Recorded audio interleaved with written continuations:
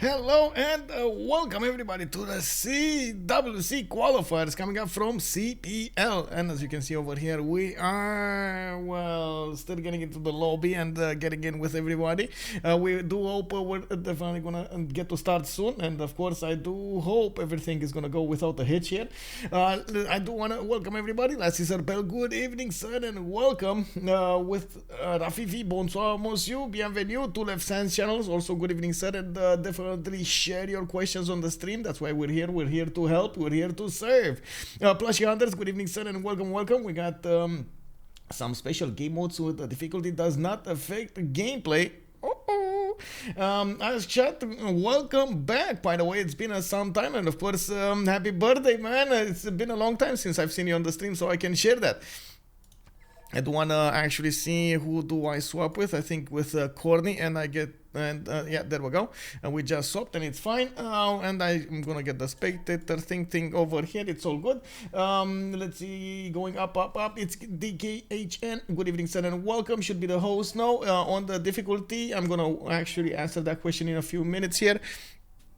I just wanna say hello to everybody, and then we're gonna go for that. The catalog, good evening, sir. Is CPL Qualifiers an elimination tournament? Also, I'm gonna explain that. Also, welcome.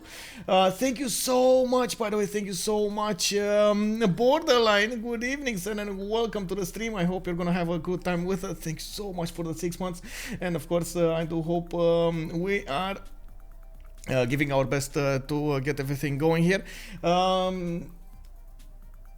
Hi, Kutupus NGU, good evening, sir, and you were hoping on Netherlands. I would love to see some Netherlands play. It is the 7 Seas tonight. They are in the second game. WCG did win the first one, and we do have CoC needing to actually go for the win here. I do hope they're actually gonna get one, so we actually get a third game to go. Of course, amazing teams on both sides. Keith Popper, good evening, sir, and welcome. We got history on GG. Oh my god, he was fighting the Bob 17 for the first promotion. Good evening, sirs, and of course, welcome to the stream. Bob got it, by the way. I gotta say, big mention over there. Bob 17 did get that first promotion at the beginning of the stream. Thank you so much, sir. Thank you so much for being so quick on the button. That's okay. Good evening, sir, and welcome. Let's see, been really busy. It's 11:14. My account is one I usually can't stay up late. Yeah, I know how it is. I know how it is indeed. And that's one of the things that also happens to me. I needed to change my whole schedule to be up and running for these streams, but I do hope, and actually not hope, I do it with so much pleasure. So, you know, it's quite a thing. Okay, so we had two really quick questions before we're actually going to go into the, how to say, into the game here. First, it was about the AI difficulty. The AI difficulty, as you can see over here, you can set it for yourself right next to your name, and that's gonna be from settler to deity. The only thing this affects is if you leave the game, the AI taking over will have this difficulty. That's it. It's no other thing. And the reason we're not actually going higher than Prince towards deity is because any bonus that will be received by the AI while somebody leaves will unfortunately keep going if the player reconnects. So for example, the extra production, for example, will keep going. So we do need to how to say, unfortunately, that is an undeserved advantage, right? It's a little bit of a quick cheat over there if you set it on deity. Anyway, on the other question on the AIs, what kind of difficulty they will get if you make a 2v2, they will get whatever difficulty you set them on. Of course, you and your buddy will have the first team, and you're gonna set your own difficulty, while the AIs will have different difficulty settings, which the host will control. At the same time, I do also want to answer the second question. We are in the CWC qualifiers coming up from CPL. We've been in this tournament for around 2 months now, give or take a few weeks. We are talking about... give me a second over here. It's...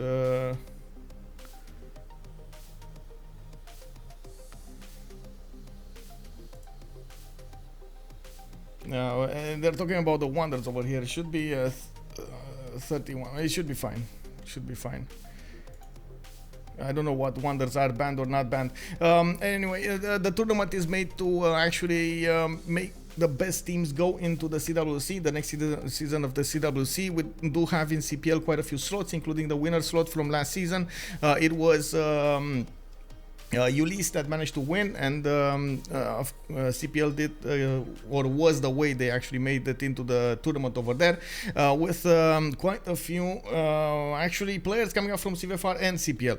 At the same time, we did have also the German slot that was assigned to us, while CVFR did get an extra slot also. We do have also the wildcard tournament going on, and so on and so forth. CVFR tournament, CFCIS did finish, Brazilian one did finish, and of course we're getting about to know all of the teams that are going to be in the tournament.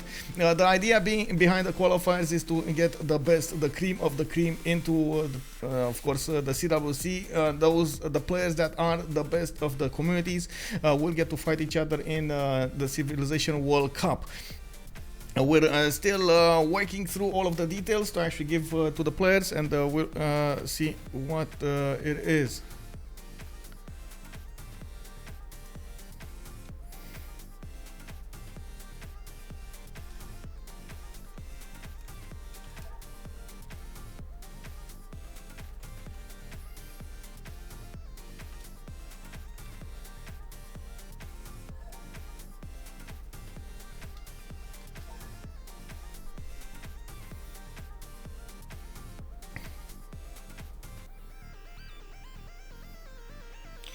Good evening, Polish. Good evening, ma'am, and welcome to the stream.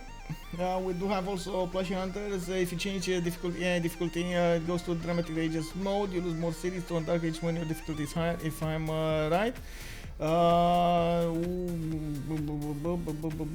I don't think you actually lose more cities, though. No, I don't think you lose more cities. I think it just is what it is.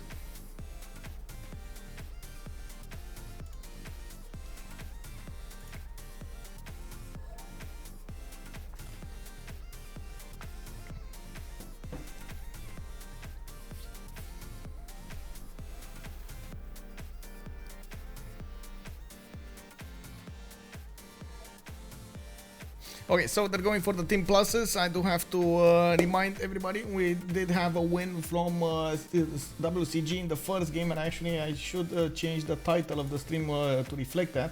WCG did manage to win the first game, so if they do manage to win the second game against Change of Circumstance, they will manage to get the first seed into the CWC.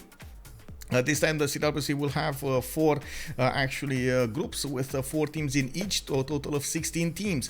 Coming up tonight with the active ban phase, we do have Spain taken out immediately, coming up into the 7 Seas map. We do have also Kublai taken away, and 4 more bans to go. Again, I do want to also point out really quickly the players are playing on each team. We got on one side Rage, Khornie, TaskForceFish and Noob64 coming up for Change of Circumstance. This is a merger between 2 very powerful teams. Sivjo and Zone of Control did merge at the beginning of this season of the qualifiers, and as you can see, this is going to be the result going forward. Fkdn with Burrize, JackTheRipper and Falcon are going to be the ones playing for WCG tonight. Very strong players coming up for them, and we do need to see what kind of result they will get. Of course, I'm pretty sure both teams want the first seed, and I'm pretty sure a Change of Circumstance so we'll try a little bit harder to actually get this win tonight.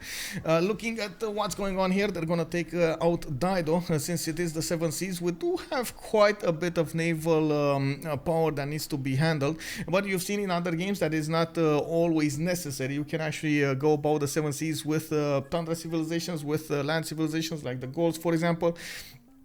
You can do very well with war-like civilizations like Mongolia, especially if you do manage to project the power correctly against your opponents and make them spend more production towards defending rather than simming and so on and so forth. Oh, I gotta say, oh my god,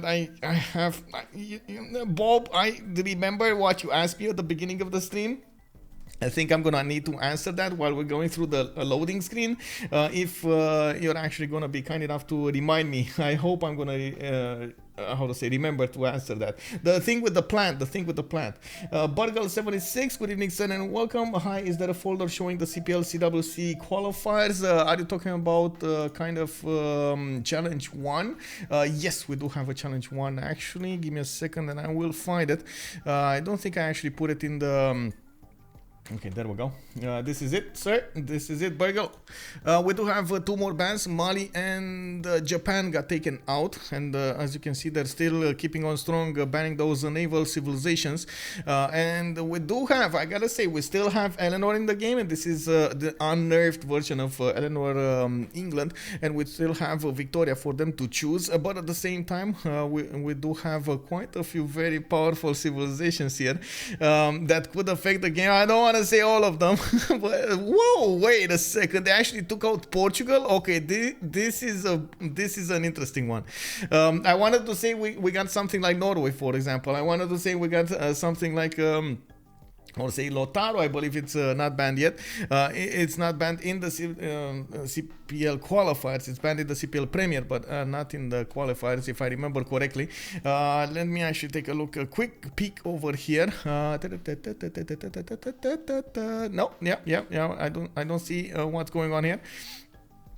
Anyway, immediately Rage is gonna go for Hardrada. It's gonna take it away from their opponents. Of course, with the longships, it can do quite a bit of a mess, a bit of a chaos all over the map here. Fkdn is gonna pick up Eleanor of Aquitaine, England, Persona, and Burrize is gonna come up next with his own choice soon enough. Let's see, in Coriox, are they banning leaders now? Yes, they are banning leaders, and they're also gonna pick leaders in sequence. As you can see, the 1-2-2-1 sequence, 2-1-1-2 in the second phase. Also, and the active picks are the leaders who could pick up when it's his turn. Yes, well, first they need to go for 6 bans, then they need to go for 4 picks, another 4 bans, and then another 4 picks. And of course, depending on how they play this, they could actually force their opponents into some kind of a strategy or take away some advantages. They're definitely looking at their opponent's configuration and also trying to force their own configuration onto the map here. We're going to need to see how, of course, the synergy will be between them, and we're going to need to see how they will work to get this win. I think Civ 6 is kind of like Dota, where bans and picks are widely different from game to game. You would say that, but honestly, it's not that different, especially if it's the same map type. If you're talking about 7 seas, it might not differ that much. It's more about the player sometimes forgetting about a certain civilization or not. Of course, there's a massive difference between, for example, small continents versus highlands. Highlands will tend to have a lot more seeming civilizations taken away rather than small continents where you don't have a lot of space to actually develop so many cities. And of course, it will you will prefer to get civilizations like the naval ones, so you can set them on the coast over there and benefit as much as possible from little islands and so on. Let me actually put my glasses back on because I can't read anything. Angie Chibi, good evening, sir, and welcome. We do have Catherine de Medici, the Black Queen, coming up in the 7th one, and 3 more choices to go for. It does seem like we are gonna have Victoria with Norway on one side and Eleanor coming up with Rome on the other. Actually, of all 4 civilizations can be considered very good on the coast. Rome does benefit from that extra culture coming up from his monuments, and of course it can do very well nailing that timing on the mercenary with a good Russian voice. Even sometimes you can go free. It's very nice. We do have also Hungary taken away. Does feel like this is a targeted ban. We do know that JackTheRipper does prefer nations like Hungary, for example, the chaos makers of the map. We're gonna need to see what he's gonna choose tonight. And of course, how he is going to try to get advantages for his team. We do do have 2 more bans to go. Fkdn is gonna have, this is actually their last ban over here. WCG's last ban of the day. They're gonna need to think about it, and it looks like they're gonna take away Kublai China. Kublai China also has been a nation that actually went under the radar for the first, I believe, a year after it got implemented, and then it got picked up more and more. It was Asticos that did manage to show everybody that China can be awesome if played correctly, and of course you've seen multiple times how China did manage to shine during the Kublai China in particular, not the other like King Shi, even though we do have a strong power for King Shi as well. One more ban to go. We do have Rage going for it, and from what I can see, they're definitely thinking about it. 17 seconds to go, and we're gonna find out what civilizations they're not gonna get to choose from, while we're gonna start going into the second pick phase. Salty Capybara, guten Abend, hello there and welcome, ma'am. Why not Indonesia? A good question over here. It looks like they did take out Indonesia, and JackTheRipper is gonna immediately pick Basil II. Of course, Basil II actually can do quite interestingly against Harald Hardrada, and since they did take out Spain, this is gonna be quite interesting to see how he's gonna manage to use it. There aren't actually that many players that manage to get Basil to its full power. And we're going, of course, need to see what kind of options they're gonna have during the game. They do have remap tokens available if they're not satisfied with their position, with the land availability, proximity to neighbors, allies, and opponents alike. We're gonna need to check out how they're gonna progress, of course, during the first few turns, what they will see, what they're not gonna see, and at the same time, we're gonna need to pause the turn 8 to see if they wanna go for a remap or not. TaskForceFish is gonna go for a much more I would say consistent pick. We do have Gorgo over here with amazing units at the beginning. The hoplites are going to be quite strong. We do have him with that extra culture that he's going to generate from killing units, and at the same time extra combat strength coming up from his military policy slots used. One bit of extra information: Gorgo is well known for that Acropolis, the ability to get a lot of theater squares fast with the half cost. It's much better to go for Acropolises than monuments in the first city. They're basically the same cost. We do have Noob needing to pick the last civilization of CoC, of change of circumstance, which actually I think is like it should be called Chop, if I'm not mistaken. Like it's the O with the double points. It's I know there was a discussion at some point on the stream over here, and everybody was saying that I should actually pronounce it with like Chop or something. Time for the how many remaps pool. Oh, right, how many remaps pool. Let's go for it. How many remaps pool? Oh my god, thank you for reminding me. Let's go for 5 minutes really quickly, and we'll see what we get over here. Looks like Noob634 did settle on Shaka. We do have actually to reconnect really quickly after this, because I see one player that's have a 0 MS. JackTheRipper over here. Okay, and it looks like Falcon. Oh, wait. This is extremely dangerous. Okay. It was like I saw Arabia and I was like how are you gonna get the gold, bro? Like you know, Basil II in your team does mean you're gonna have a big gold sink. Going for double wham slam with Arabia there, it just feels like it's a little bit too much. But anyway, he's gonna go for Genghis Khan, and he did manage to get in the finals of the CDCC 9. A lot of damage done towards their opponents. They did manage to win with an awesome performance coming up from Falcon, with a lot of K-Shakes coming out of his cities, a lot of units. He did manage to actually apply the power on 3 opponents and disrupted them from getting the sim done. That was exactly enough time as they needed to actually get the win with his own allies. And of course, you've seen how they did manage to get going. He crashed. Who crashed? Oh, hose crashed. Rip. Yeah, well, Rage crashed. Kick W.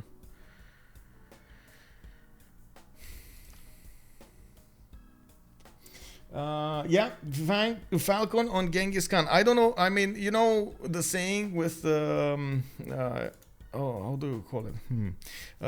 Looks like with There's a saying in Romanian, basically something like ulciorul nu se duce tot timpul la... Mai puțin. Wait a second, wait a second. Yeah.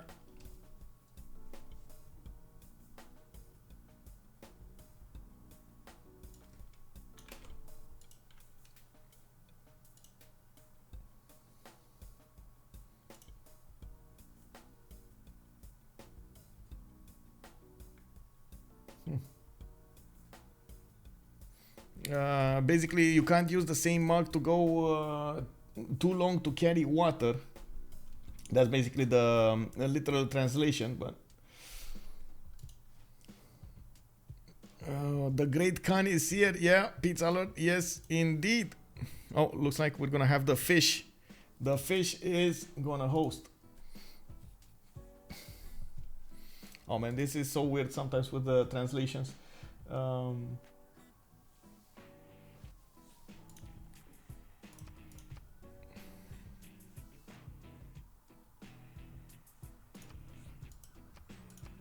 Okay.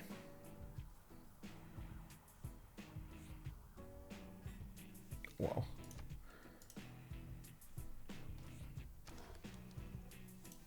Did he disconnect again? Or did I disconnect? I think I did. Okay. Now it should be fine.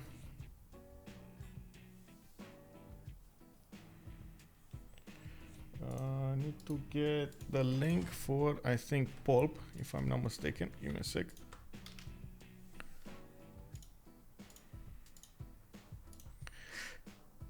Yep.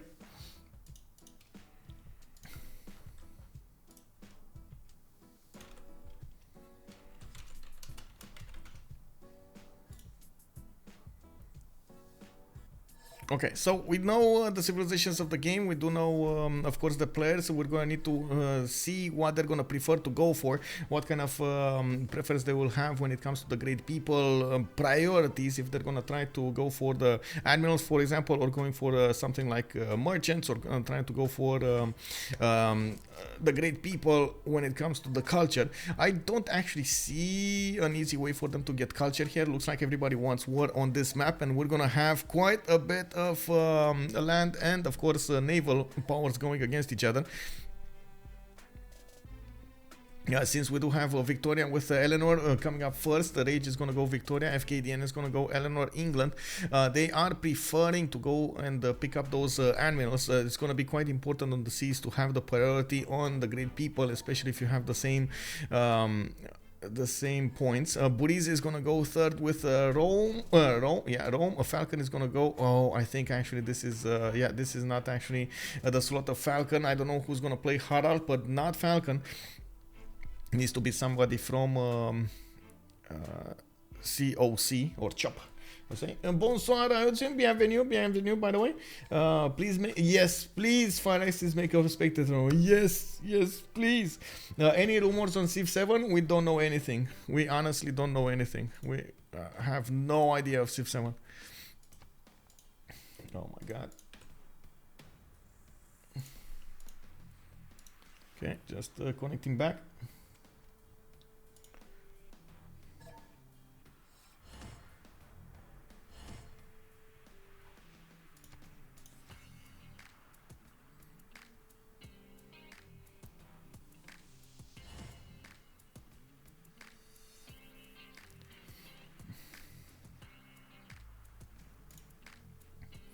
Oh, I see. I do not work for Fireaxis now. I do not work in secret or in the open for Fireaxis. I'm sorry to disappoint over here. I'm just, I guess I'm working for myself and for the community. Natro0225, good evening, sir, and welcome. Best Romanian. Wow. I'm not that, bro. Not that. Good evening, sir. Pizza Lord, we're all working for ourselves in some way. Yeah, I think so. Okay, so we do have Khornie coming up with Gorgo. Looks like Fish is gonna be on Shaka. We got JackTheRipper on Basil II. Falcon is gonna be with Genghis Khan. Then we do have the gold generators, Fkdn on Eleanor and Burrize on Rome. Rage is gonna go for Harar Hadrada, and Noob634 is actually gonna be the one on Victoria. We are loading into the game and it is story time. Oh my god, I actually need to say this. At the beginning of the year, actually coming up last Christmas, I did get a plant for my office, and I did keep it over here. Unfortunately, the change of temperature or something like that, the change of scenery, I don't know what it was, but it kind of, you know, remained with one single stick and that, with a few leaves, and that was about it. And I was like, no, plant, come back to the light. And I tried to revive it. I did manage to actually revive it, and then at some point I noticed like it had a little bit of a how to say holes in the leaves. It's some kind of a disease that plants actually get from time to time. It's not something that it's easily treated, but I did actually notice that if you put more water on the leaves over there, it does help it actually grow, how to say, not have that many things. And of course I was cutting them down and so on at some point. I was trying to take away the bad ones from the good ones. Unfortunately, at some point I got something like this, and I think it stayed in, like, I put water in it, and I think at some point it stayed a little bit too much in the sun, and plastic, sun, water just didn't go for so well. And after like a few days of spraying it with something like that, yeah, you can imagine it was yeah, it died. And I was like, no. But yeah, I was, what can I say? I did a big boo-boo. Over there. I'm gonna need to get a new plant at some point and see if I'm gonna be a responsible plant owner, and this time get it back on its heels over there. I'm sorry. I'm sorry about it. I'm sorry. Yeah, it was really, really awkward. I'm sorry. Anyway, coming back to the map here, this is going to be the first map between the WCG and CoC. On the 7 Seas map, as you can see, we do have them, actually, let me put up the names really quickly so we do know who is who. On the left side we got the WCG, and on the right side we do have CoC. There we go. They're gonna need to figure out if they actually want to keep this map or not. At turn 8 we're gonna have a pause, and we're gonna see what they saw, what they didn't see, and of course what kind of decision they're gonna make. We do need to check out the response here. Noob634 coming up with England is gonna have a triple continent split, one to the south, one to the east. A bit unfortunate for him, he also has Byzantium to the southwest. That's gonna be a bit too close for comfort. England is not going to have a good time to defend against this, and it's not like he actually has a big ally to help him out. Zulu is going to be a bit too far away to mention. Oh, Ryotun, anonymous gifter, thank you so much for the gift over there. Thank you, sir, thank you. And Ryotun, there we go, bro. Welcome to the Dreamers. Hello. We got a Noob634, of course, with quite a few cities to go for the northeast. He is gonna get an opportunity to get some kind of a defense to the south with a nice geothermal. With nice geothermal sprinkled out his cities. We'll see how that will be. I doubt they're gonna want to go for this, but anyway, we'll see if they want to do it or not. To the south we do have also Falcon, so again a bit of an issue for England. He's gonna be in a 2v1 from the beginning of the game. This is not information that he's probably gonna have when they're gonna get the turn 8. They will need to see, we will need to see if Mongolia is actually gonna get a scout that far to the north, and of course England put a scout that far to the south. Karakorum does have a 3-1 base. Multiple 2-2s to work, quite a few chops here. Horses to the east side to benefit from. Oh my god, 3 horses to benefit from. 4 horses if you take into account that northwestern side. A very nice land for him. I do also see the mountains to the south for some nice and juicy campuses for that extra science, and of course I do have to point out the lack of amazing fresh water. We got to the north, to the east, a little bit of a little bit of coast, and we do have these rivers to the west side, forcing him. Well, the land kind of forces him to go towards the northwest with his expansions because of the coast. Oh, Anonymous Gifter, thank you for another one. We're getting to that 250 mark. Oh my god, thank you so much. We're getting there, boys. We're getting there. Woo! Let's see if October is gonna be the day we're getting there. Two Left Hands channel, thank you so much for being awesome. Awesome.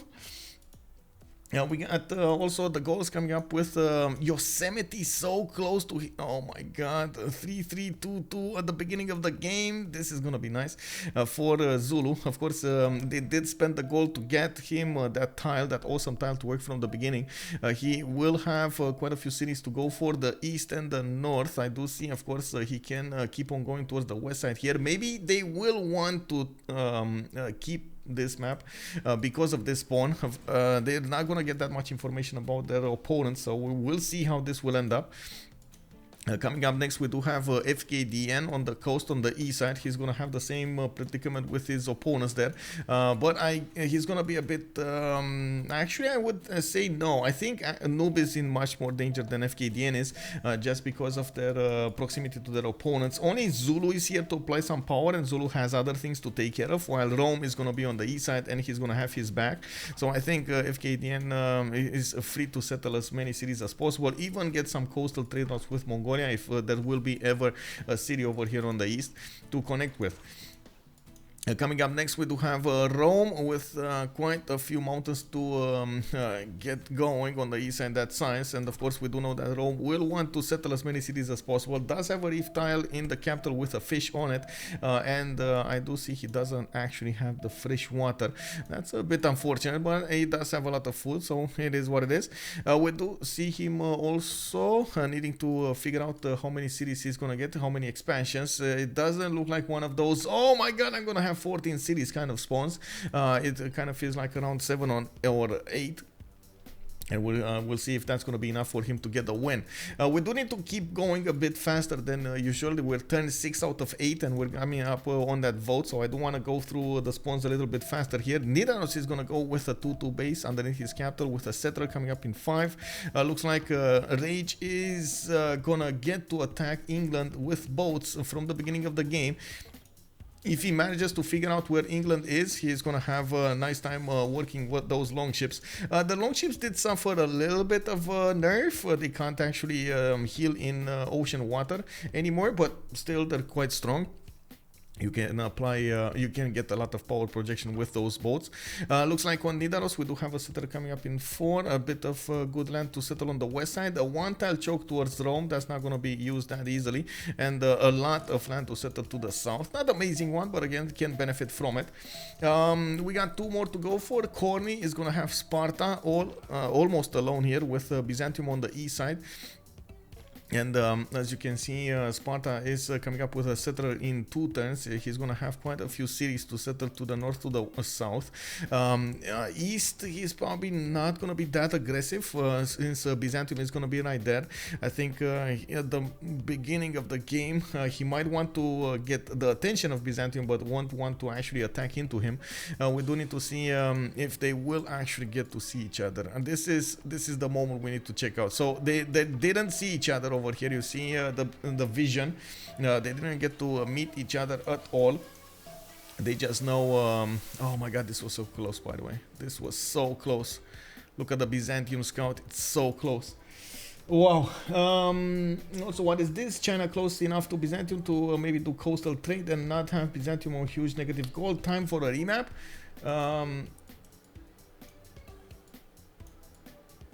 Oh, okay, never mind. They paused, and we do have the remap going on. Looks like WCG is going for a really quick vote here. Only JackTheRipper needs to vote, and Khornie, and we're gonna need to see what they're gonna go for immediately after everybody votes. So the votes will be revealed, and we'll see if they want to keep this map, not keep this map, and so on and so forth. Actually, Oh, the nays have it. Oh my god, we're in for so much trouble over here. It's unbelievable. We're gonna have a lot of action on the map. Of course, you've seen the proximity between the players is gonna affect the game so much. I do believe Noob64 is gonna be in a hell of a pain over here with those caches coming towards him. We've seen before what Mongolia can do, and I'm pretty sure Falcon is gonna try to go for a 2-0 here. We do have also a TaskForceFish with Yosemite settled to the north. It does look like he's actually going to get multiple settles there. But first, looks like he's going, there we go, he's going to the north. Probably the maze is going to be the best choice he's going to get with multiple tiles, amazing tiles to work. And then he's going to have another one on the copper tile. Since we know the map, I need to stop the prediction. I need to choose the outcome. It's going to be 0. Who actually voted in the 0? Let's see. Complete prediction. Oh.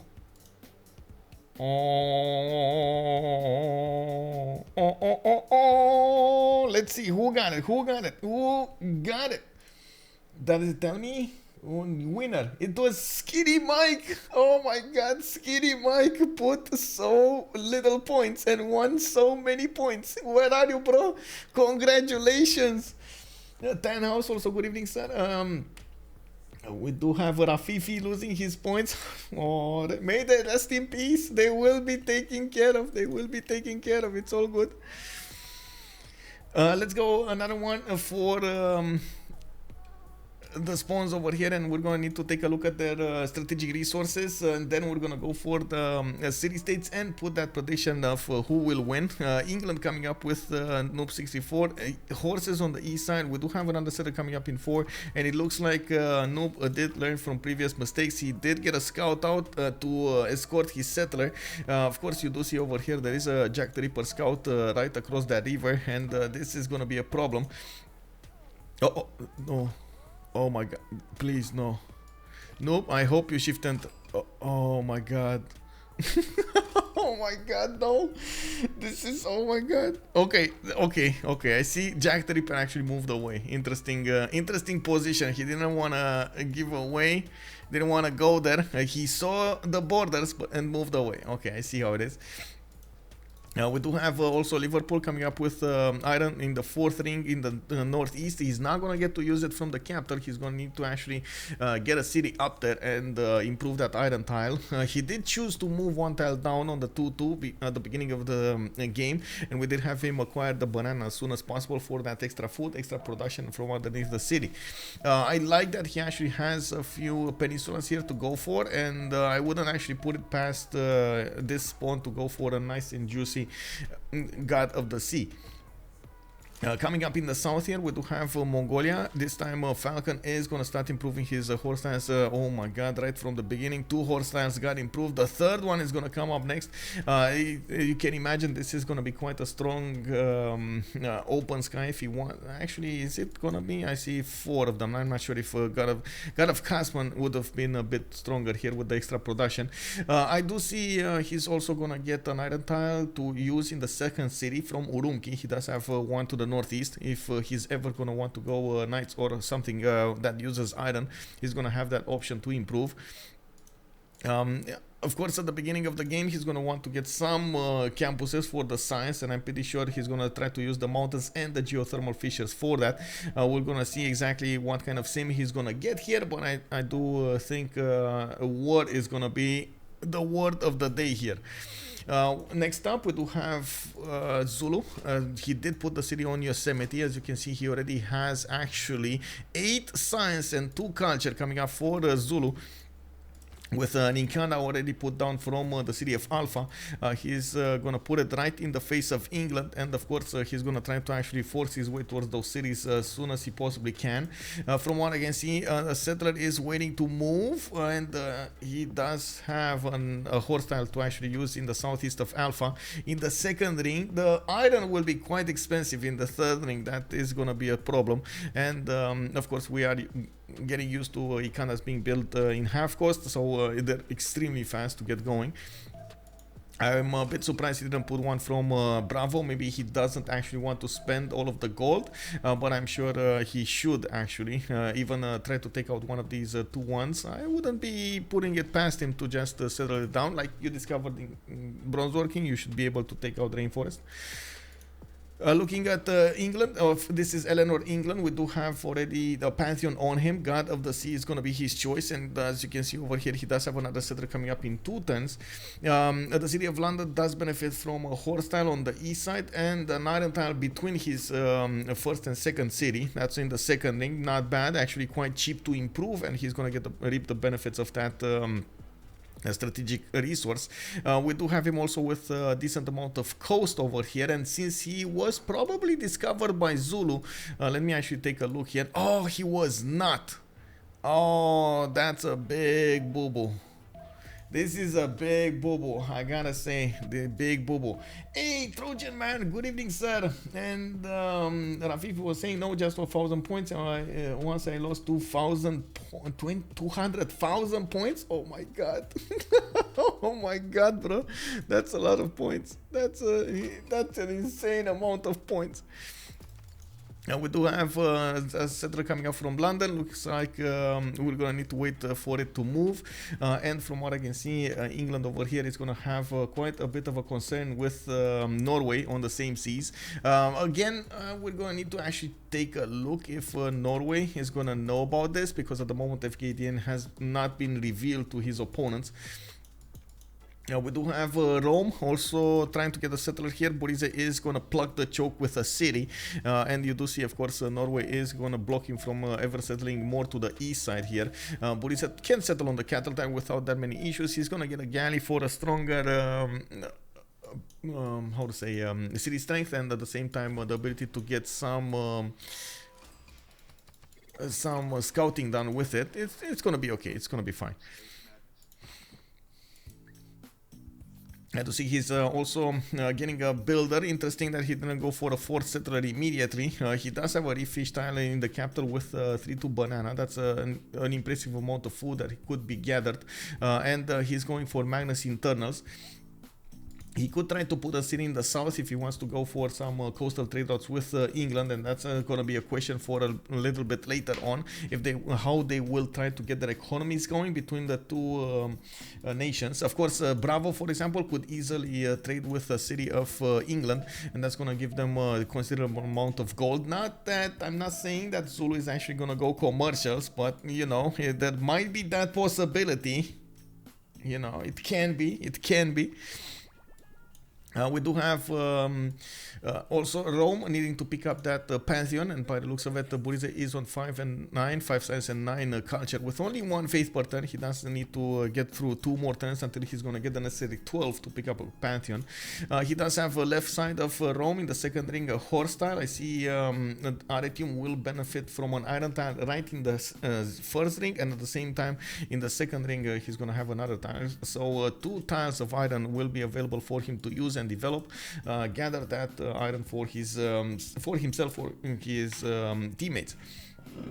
And we do need to take a look at Oslo and Nidaros. They did get holy sites down, and as you can see over here, we got them placed in such a way that they will get an extremely strong harbor between them. I wouldn't be surprised if he's going to put it from Oslo, while Nidaros is going to go for the first settle, for the +3 in the capital. He does get to benefit from the mountain exploding to the north, erupting. Beerenberg is going to be the name, and you do see it's erupting right now, getting those 3-3 tiles to work. A 4-1 iron tile, that's actually an iron tile, and that's amazing tile to work at the beginning of the game. You can see he's going for his shrines. He's trying to get the second holy site finished, and we just saw him pick up Fire Goddesses, the Pantheon. We just actually talked about this yesterday. We didn't know.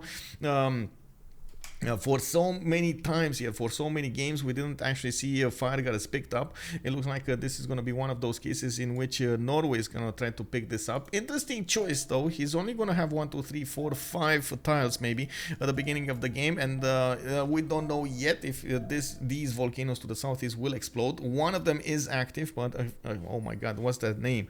Gudbrandsdalslagen. Oh, Sdalslagen. Goodbranch Dalslagen. That's a mouthful. Anyway, now we do have Simon Peter coming up. Oh no! So trigger happy over here. Anita. Oh my god. Oh my god. Okay, so is this gonna be a crusade pickup? Is this actually gonna be a crusade pickup? It feels like this is gonna be a crusade pickup. What do you guys think? I think he's gonna try to take away crusade from his opponent. Yes, Norway got crusade from Byzantium. Choral music and crusade. Ooh, that's that's gonna be bad, bro. Anyway, we'll see how Byzantium is gonna try to finish this up. Now we do have him going for a third settler here, and he does have the thingy to the south, so I guess he did have a good spawn of his own with a little bit of extra science and extra culture, but couldn't get the religion. Oh my god, only 3 great prophet points a turn. He thought he's gonna get it. Norway took it away from him. Of course, on Rage, we do have that iron second ring over there. I don't actually see horses in his first series. I'm not sure if he actually settled on one, but I doubt it, especially on the city of Oslo over there. It's a 2-1 tile. He does have a horse tile far off to the east. That's like 5 tiles away from his capital city, and definitely he's going to need to settle for it if he wants to ever get horses in his territory. Very surprising, by the way, that Norway did leave this scout alone. It looks like yeah, they did notice this land is blocked off, so now Norway Rage is just gonna close off his own choke point and let Burrize just, you know, run wild over here to the north. It's fine, you know, it's fine. That is a huge deal. Yeah, a big steal coming up for Norway, a big steal. We've actually seen this before with TaskForceFish playing this against his opponents, and he did successfully win the games because Byzantium was basically neutered from the beginning. I was actually surprised in a lot of the games in which I saw Byzantium, the players are not doing this.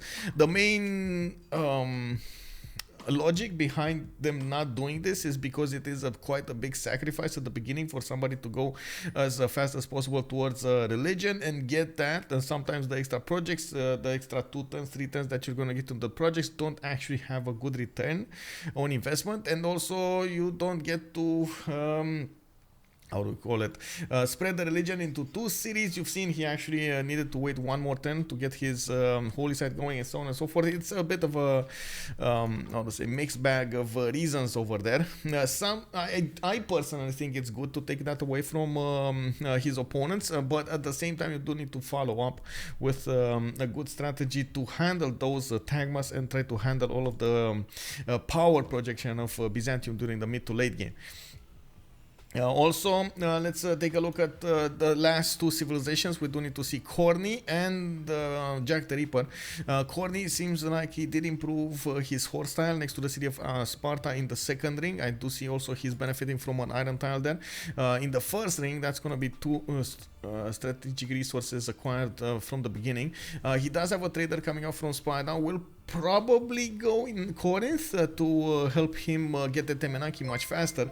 That city is actually going to be quite strong when he's going to get the extra production from a Temenaki, extra science, and of course may get the option to plug in Liang. I wouldn't actually recommend going Liang first, you know, that's a bit of a difference. I'm still thinking maybe Magnus or Moksha is going to be better in this case. Thank you for the follow, OTB's Billy Min, OTBSBLL Min. Thank you so much for the follow, sir, and welcome to the channel. We do have 12 more turns for the Temenaki to finish. He does have a builder there, and it looks like he did pick up Lady of the Reeds and Marshes. Just got an extra production point on all of those flatball terrain tiles. That's so amazing. That is so good. So good. DW Mickelson, good evening, sir, and welcome. Also, Anguso Slav asking us a question: when Jack joined WCG, he left Ulysse. Ulysse did get disbanded after the last season of the CWC. Not sure what happened internally. I just know the results. Initially, Jack joined SAS team, SAS Banana team, SAS team, and then during like the last few weeks or something like that, or a month ago, I'm not sure exactly when, he did get recruited in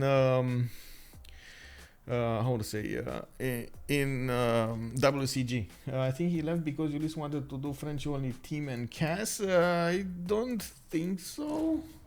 But sure, I mean, I don't know. Honestly, I don't know. So I don't even want to assume what happened there. I just know what they did. Yeah, okay, so we do have Greece coming up with those two other cities. To the northwest, Athens did get put on a 2-2 tile.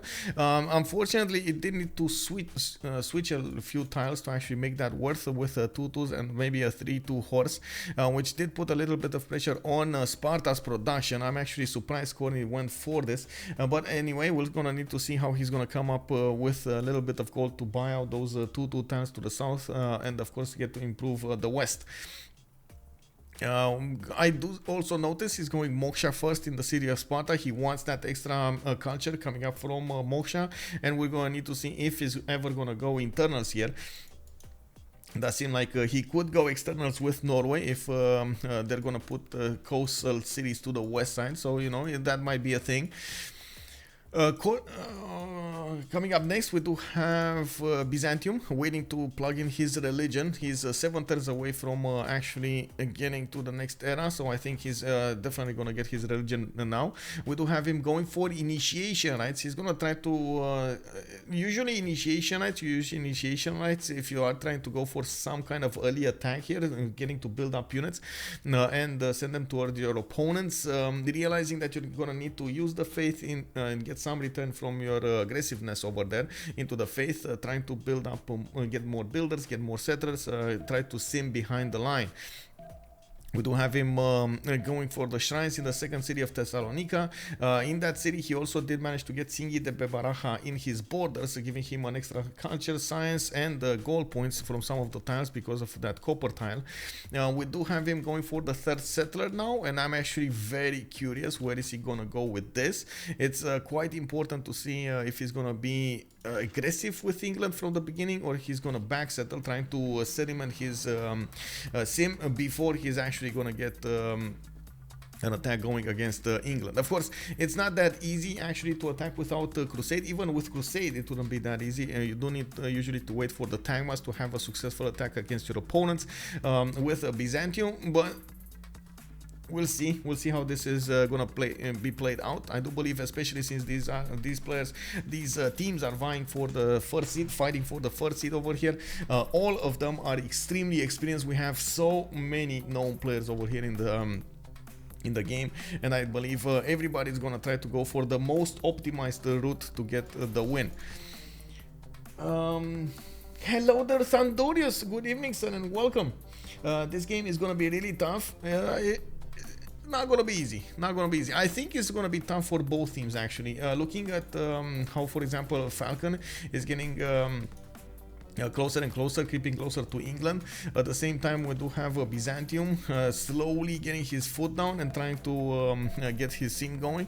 Okay, there we go. So it's probably gonna be around here, a city around here.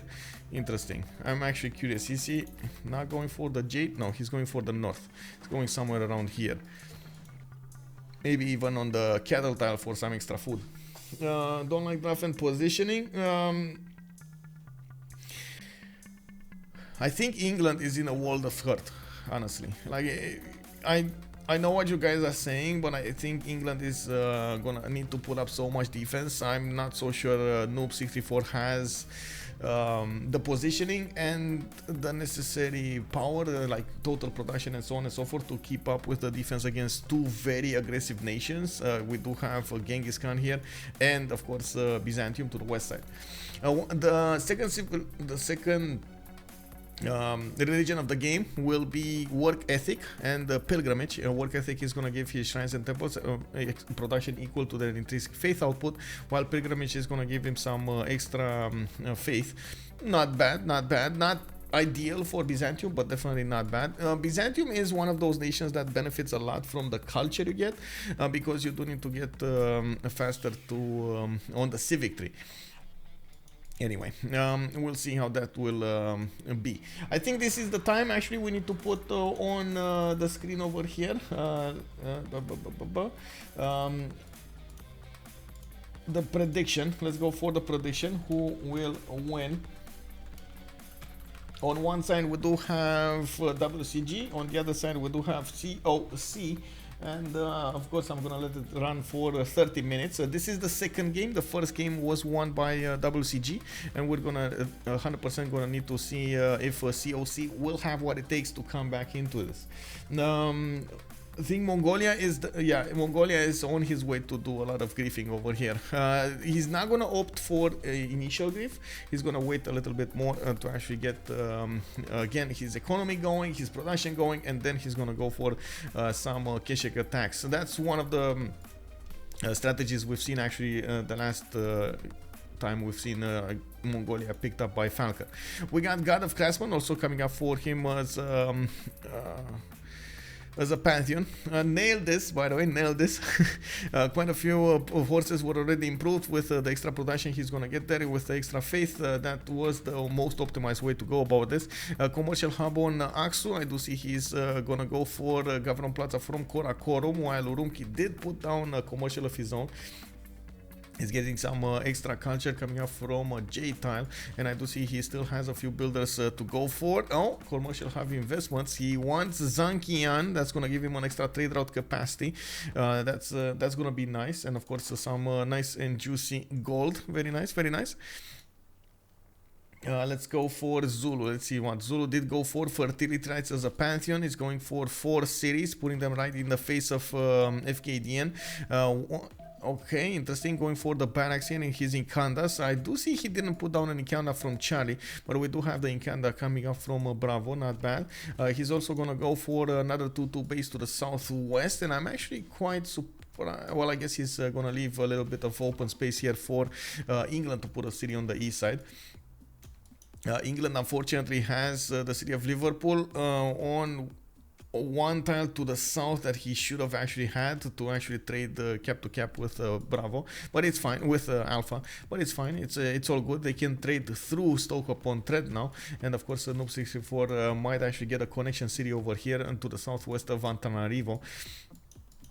We do have Settler coming out from Alpha. That's going to be his fifth city, and you do see that TaskForceFish is not really interested for some early game shenanigans. He's going to still try to get his generals, and of course still try to be as fast as possible to get his sim done before he's going to apply that power against his opponent.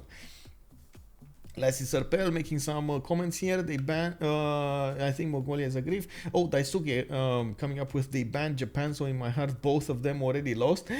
Oh no, they did actually ban Japan in the first one. That was interesting. Also Lassie Serpel, I mean, yeah, but too much. I meant Falcon picking up Mongolia was a mistake, but at least he's very comfortable with Mongolia, so he's probably going to be able to do a lot damage. I do have to point out, yes, since Mongolia doesn't actually have a lot of good simming options, a lot of the players do manage to a lot of very good players do manage to shine even with the non-simming civilizations, the war civilizations. It's more about how you're going to try to get the development going, how you're going to try to get the bonuses going from your campuses and position of cities, choices, timing, and so on. It does matter a lot in these games, and of course we've seen them shine quite a bit multiple times, so I wouldn't actually say this is full grief. It all depends on his bonuses and how he's going to use those bonuses against his opponents in this particular game. Thibaut Guy Biku, good evening, sir. This team is like watching YouTube on 125x speed. Oh, I speak that fast? Oh man. Do you know how long it takes me to actually learn this? Oh bro, welcome to the stream, sir, and I do hope that's actually a compliment. So, what was Jack building so late on the third city? He was going for the projects coming up for his religion. Yeah, he's going also for a far away city over here to the northwest, and unfortunately he couldn't actually get the first religion. We'll see what he's gonna do, and of course how will Noob react to this. I believe Noob will have a lot of say in this. He needs to be as hard as possible, as hard as a rock over here against his opponent. The damn Psycho, good evening, sir, and welcome. Wait, Micah is the caster who explains everything and still has time to meme. Thank you so much, sir. Those are kind words. Oh my, hey, bom dia. How are you doing, ma'am? Good evening. Let's take a look quickly if everybody did get their pantheons up. We gotta see here. We do have Roman City, Patrian Goddess, okay, and he's probably gonna start putting down those campuses. Oh no, they're going for the gold here. They're going for the harbors. Okay, interesting. So we will need to see how he's gonna generate that science. Really curious if he's gonna go for pen bash and voice or free inquiry. We do have also next to him Norway that picked up Fire Goddess as a pantheon, already working those 3 faith extra tiles coming up next to the volcanoes. Okay, interesting. Is he gonna go for a fourth settler here? No, he's gonna go for holy sites, more builders. I'm actually quite surprised he's not gonna go for a fourth settler to the south. He does have a few more tiles that he could gather from that mountain that did explode, by the way. The volcano did explode. That's good. Let's see, Gorgo went Lady of the Region Marshes, 4 turns away from finishing at Temenanki. Corinth is also gonna get that extra production on his floodable terrain tiles. He's also gonna get the extra size, very nice, and he has a decent amount of them, 1, 2, 3, 4, 5, 6, 7 tiles that he could use with the extra bonuses. As you can see over here, he does also have a 4th settler out, moving on that cattle tile, where a 5th one is coming up from Sparta.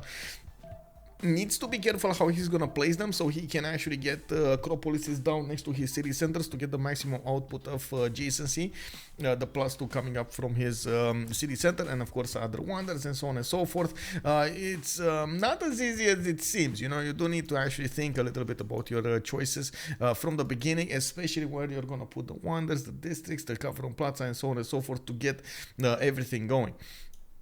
For example, over here, Corinth did get a campus on the east side, and he's gonna get on this 2-2 tile an Acropolis, gonna get the adjacency from the city center and the campus and the wonder at the same time. That's gonna be a very, very nice and juicy Acropolis.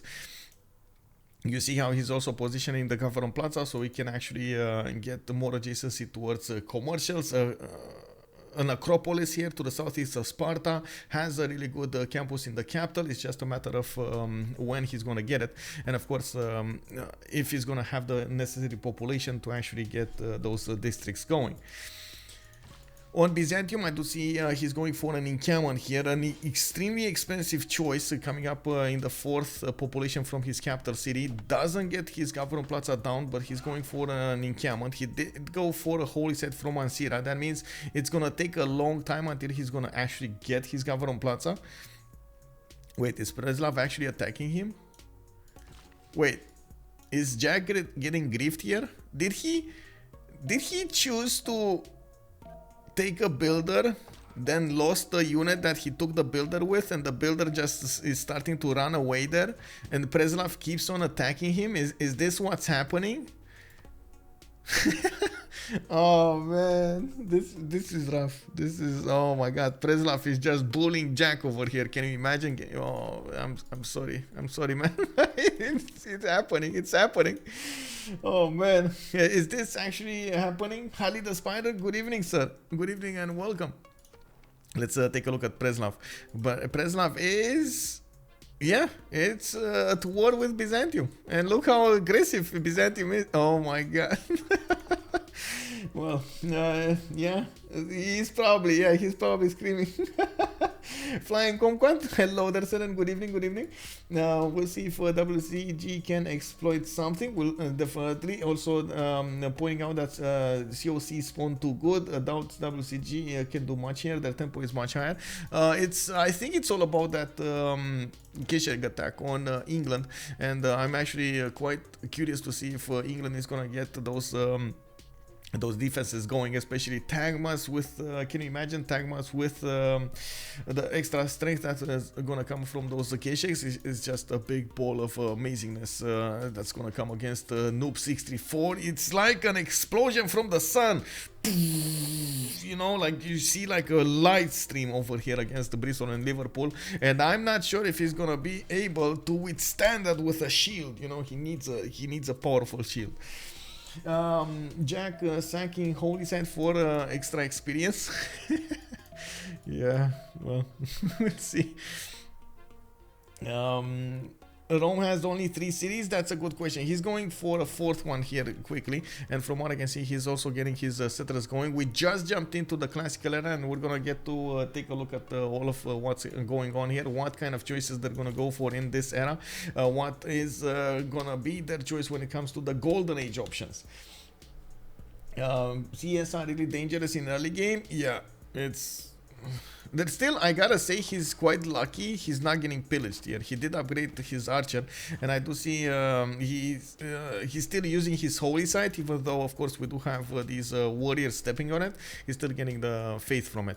It's okay. Okay, let's take a look really quickly from the left to the right what kind of options they're gonna go for. We got Genghis Khan, that's Falcon with a Penbash and Voice Golden Age. He's gonna get his horseback riding in 2. I do see him with 4 cities. The 5th one is coming up from Karakorum, and he's putting down encampments. This is the casual, oh my god, we're gonna see Keshik soon type of strategy. And of course we do have Axe over here coming up with more markets for the trade routes, for the production. We've seen this before, we're accustomed to it. This is gonna be the strategy. We got JackTheRipper with Monumentality Golden Age, and it looks like we got him on 3 cities, trying to improve a little bit his land, going for a 4th city. And this is actually going to be quite important from Khornie if he's going to manage to apply some power against Byzantium, so he doesn't allow him to push too much England. We're going to see how the balancing will go about this. And we got also Burrize coming up with a free inquiry Golden Age. I do see him going for currency and games and rec. He's on the 4th city soon. Nobody actually got religious settlements. Did you notice? Nobody actually got religious settlements here. Nobody is expecting that many cities so early. We got Aretium coming up with a settler in 2. From his capital, he did get another settler. He's gonna be quite quickly on 6 cities, but not as quickly as, for example, Zulu will be.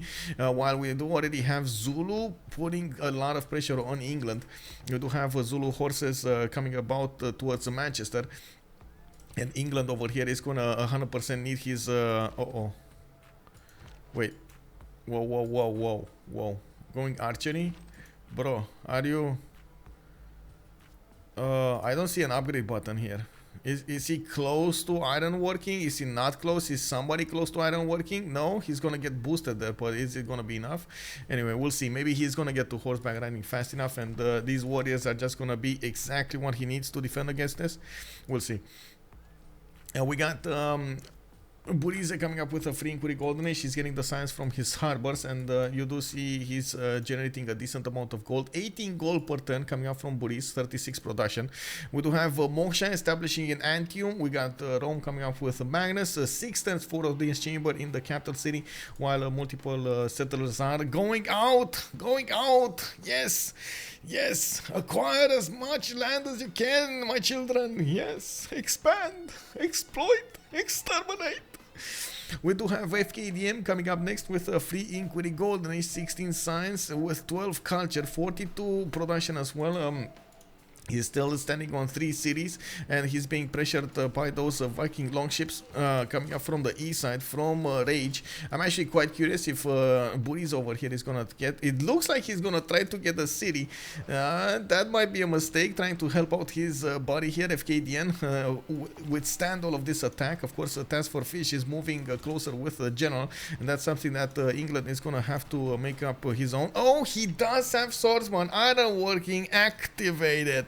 We just need one more item so he can upgrade one single warrior, and of course his city strength will go up accordingly. That's gonna be quite important. We got Khornie coming up with a... Oh, he did get it from his allies, and upgrading all of his units over here really quickly, trying to withstand the damage of his opponent's horses. Khornie did go for a Pembrush and Voice Golden Age on 4 cities. He did manage to acquire 17 science per turn, 21 culture, 43 production. He's getting the campus in Corinth, put down that Acropolis I was talking about earlier. But this is a surprise. He's going for an Acropolis on the west side, not the southeast on Sparta. And I'm actually quite curious how is he going to try to play this out. And of course, we're going to need to come back later to see the full sim coming into play. Audience Chamber coming out from his capital in 4 turns. He does have another Acropolis pre-placed from Athens, but still working on an extra settler. while he's getting converted on the eastern cities on Mycenae, he's not that worried about Byzantium. We do have TaskForceFish with 20 science and 29 culture with 57 production, coming up with a lot of cities. You can actually see he's already on 5, and we do have him pumping out a lot of horses going towards his opponent here. Honestly, I am not so sure this is gonna be enough army. I don't think this is gonna be enough army. He needs a lot more units to actually. He's still gonna do a lot of damage, don't get me wrong. He's gonna be a lot of damage, and of course he's gonna force England basically to go Irel himself, while Norway is gonna try to get the sim going. But it's in the meantime, this is not gonna be enough army to actually take out any cities from England if England plays his cards correctly. He does have archers to go for. It did manage to get in the correct amount of time the swordsman position to defend against this, and as you can see over here, he does have a decent amount of boats on the west side, on the east side, sorry, to defend against the Norwegian Viking longships. Well, these longships are gonna be quite tough to handle. We do have Rage coming up with a Monumentality Golden Age on 11 Science, 22 Culture. He just noticed, he sniffed it out. The city of Ostia did get put down, and Burrize over here doesn't have a boat in it. He does have 20 strength from the boats to the north, and of course the Viking longships are going to get to damage it quite strongly with 39 strength against the city of Ostia's 20. That's going to be a lot of damage fast. I think Burrize over here definitely needs to invest into a galley, and that's going to be a lot of gold coming up from WCG. They just spent as much gold as they could on England to get his upgrades going. I'm curious how fast they're going to actually get those things done. They're also giving Jack over here the gold for something. We do need to see. Wait, did Preslav get his builder back? Oh my god, Preslav actually got the builder back. Oh man, yeah, that is, you know, it is what it is, man. That is underestimating the city state. You know, that's what it gives you. Anyway, the city state is even attacking to Thessalonica. Oh man, this is just, well, annoying. It's very annoying, very annoying. Okay, we do have Noob64 coming up with a Pen Russian voice, 12 science and 24 culture on how many cities is he? Easy. We got him on 245 cities. He did manage to get Antananarivo from the north, and I do see he can actually get another city to the east side towards Zulu. While he's gonna go for audience chamber coming up from Liverpool, chopping it as fast as possible. He's putting down an encampment. He knows he will probably need a general here. We do already have Byzantium, for example, picking up a general, and I do believe we're probably gonna see Mongolia get a general as well. He's finishing up those encampments and will probably get his projects done relatively quickly. Yeah, there we go. 22.1. He just finished the project. He's 29.30 points. That's gonna be 1 turn away from recruiting this. We got Zulu also on 4 great general points at 10, Byzantium on 3, and it looks like Eleanor, England is going to be on 2. He's working the card here.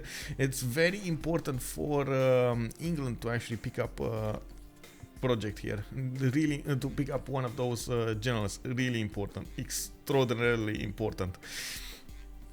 I don't think actually economy was as important as this, but we'll see.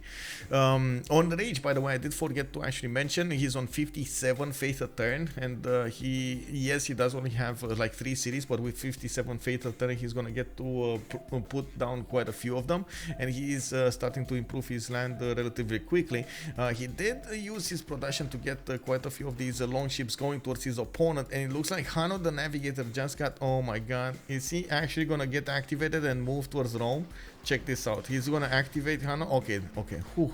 He had very nice. Burrize actually had a galley on his harbor, so Ostia did get a galley.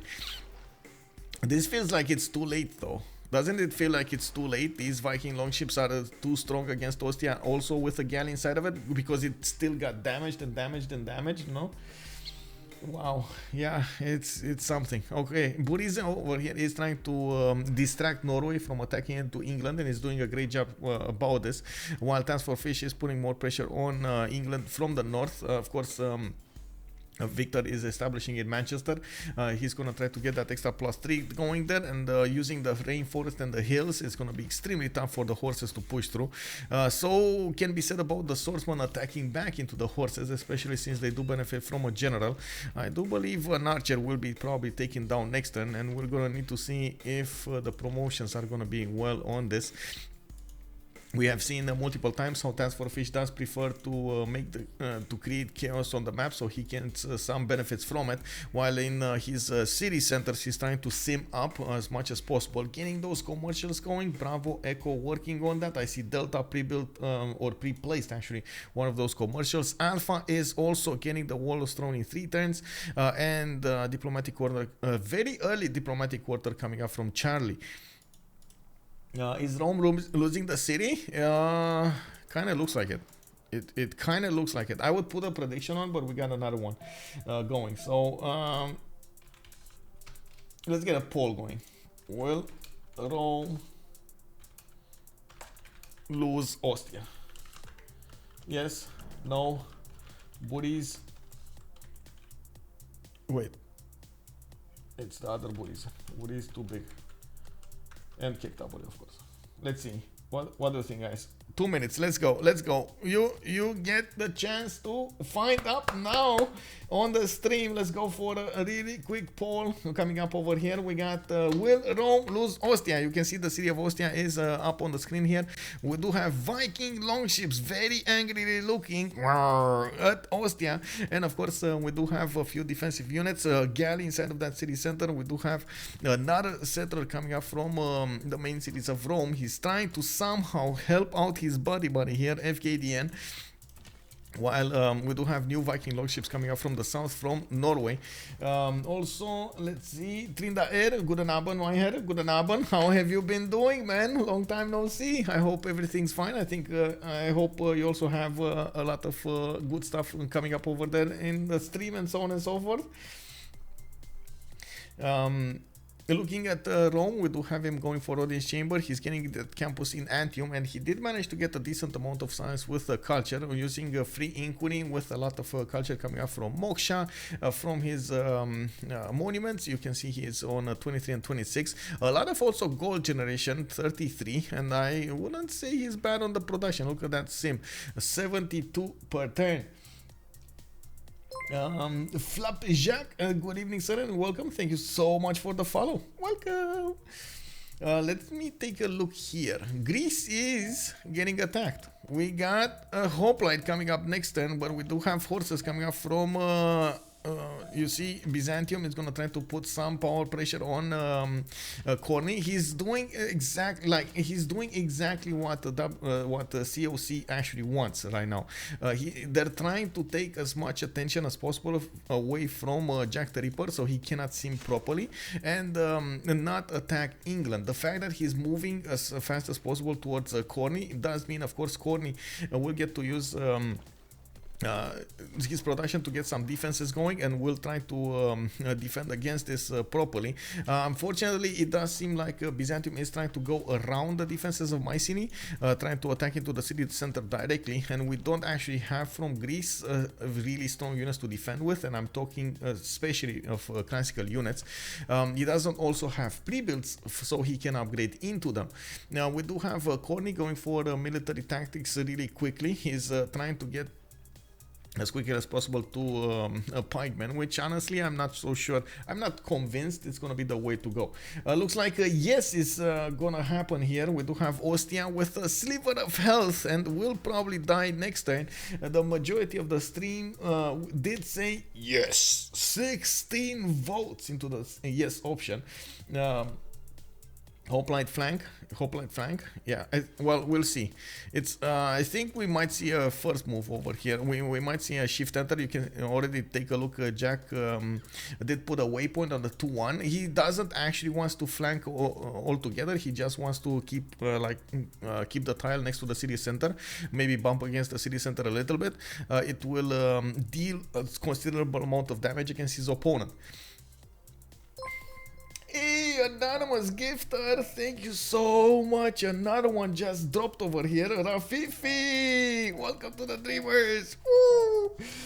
Can you show Zulu really quick if he's doing anything? Zulu, he's attacking. Oh no, he's actually retreating. Oh my god, he's going against Rome, boys.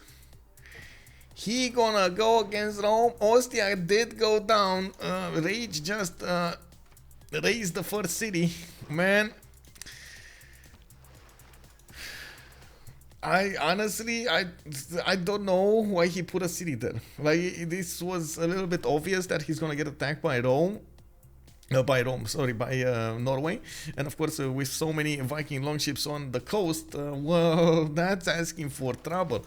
Now we're gonna need to take a look at what TaskForceFish is gonna do here with his own horses, and we do have another.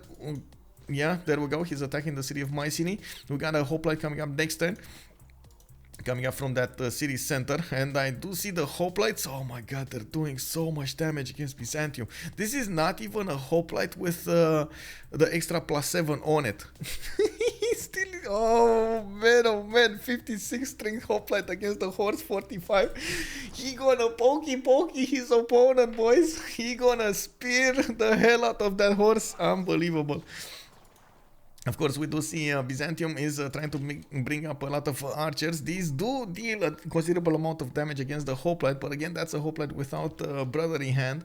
And we do have, there we go, we got some movement coming up here. Khornie is going to try to use his ability to get a lot of hoplites fast on the front line to defend against this attack, while he will need to get the same behind this. He's already on 25 science and 46 culture compared to JackTheRipper's, for example, 14 and 20. And now you see Fkdn and Jack are starting to lose gold. This is gonna be all up to Mongolia and Rome to actually get the gold generation for them. We do have also TaskForceFish managing to get a little bit to poke at Mongolia, see what's going on, see what's up, you know, say hello over there, hello, and try to take out a unit or two. Oh, he didn't even, oh my god, he just bumped against that unit and sees, got away from that. Oh, fishy, what did you do, bro? Okay, we got Khornie getting the attacks going. Looks like Mycenae did manage to get more health on it. It's gonna also recover a little bit of health during the rollover. And I do see ancient walls are coming up in 3 turns for that city center. I do believe with the double attack, these hoplites could actually take out that horse to the south. And an unmet city state just got deleted. That's Lahore to the north. Rome just got to acquire another city state over here. You know, lose some, win some, you gotta do what you gotta do. Repeat after me, 7 C's is a C map or not? I did repeat. Oh, where the cookie? Where my cookie, bro? What's up with the great people right now? Sandorius asking us the question. We got blockage on the annual screen. England does have 94 points to use. Rome is 48. England 35, and then nobody's actually making any more points. Greece has started to make 5 great writer points a turn. We did go through the first 4 generals really quickly, and we can actually take a look who got them. We got Zulu with a general. We got 1 general on Mongolia, another general on Zulu, and 1 general on Byzantium. Those are the 4 generals. So 2 generals Zulu, 1 general Mongolia, 1 general Byzantium. And of course England over here is going to need to do something about this defense. He's probably going to take Defender of the Faith with his religion. Looks like he's putting down a Stonehenge in 2, and he does have it in the south. While I don't actually see Mongolia getting an army out. He's more towards simming at the moment, but of course it can always pop out of his cities. Okay, really quickly on the city states, by the way, let's keep on watching this. Okay, there we go. We do need to see the counterattack of the big Khornie. Oh, get the upgrades. No, he didn't get the upgrades. Well, that's a bit unfortunate. He could have had the upgrade on the hoplite, but wasn't there on the buttons, and unfortunately, well, sometimes it happens if you keep getting attacked, it does reset that. It's unfortunate. Anyway, walls going down in 2. Is it gonna be enough strength? Actually, can he take out this heavy chariot? I don't think he has enough strength with the archers to take out this heavy chariot. The horse does deal a considerable amount of damage against that city center. Anyway, this is quite a problem. A horseman coming out from Corinth.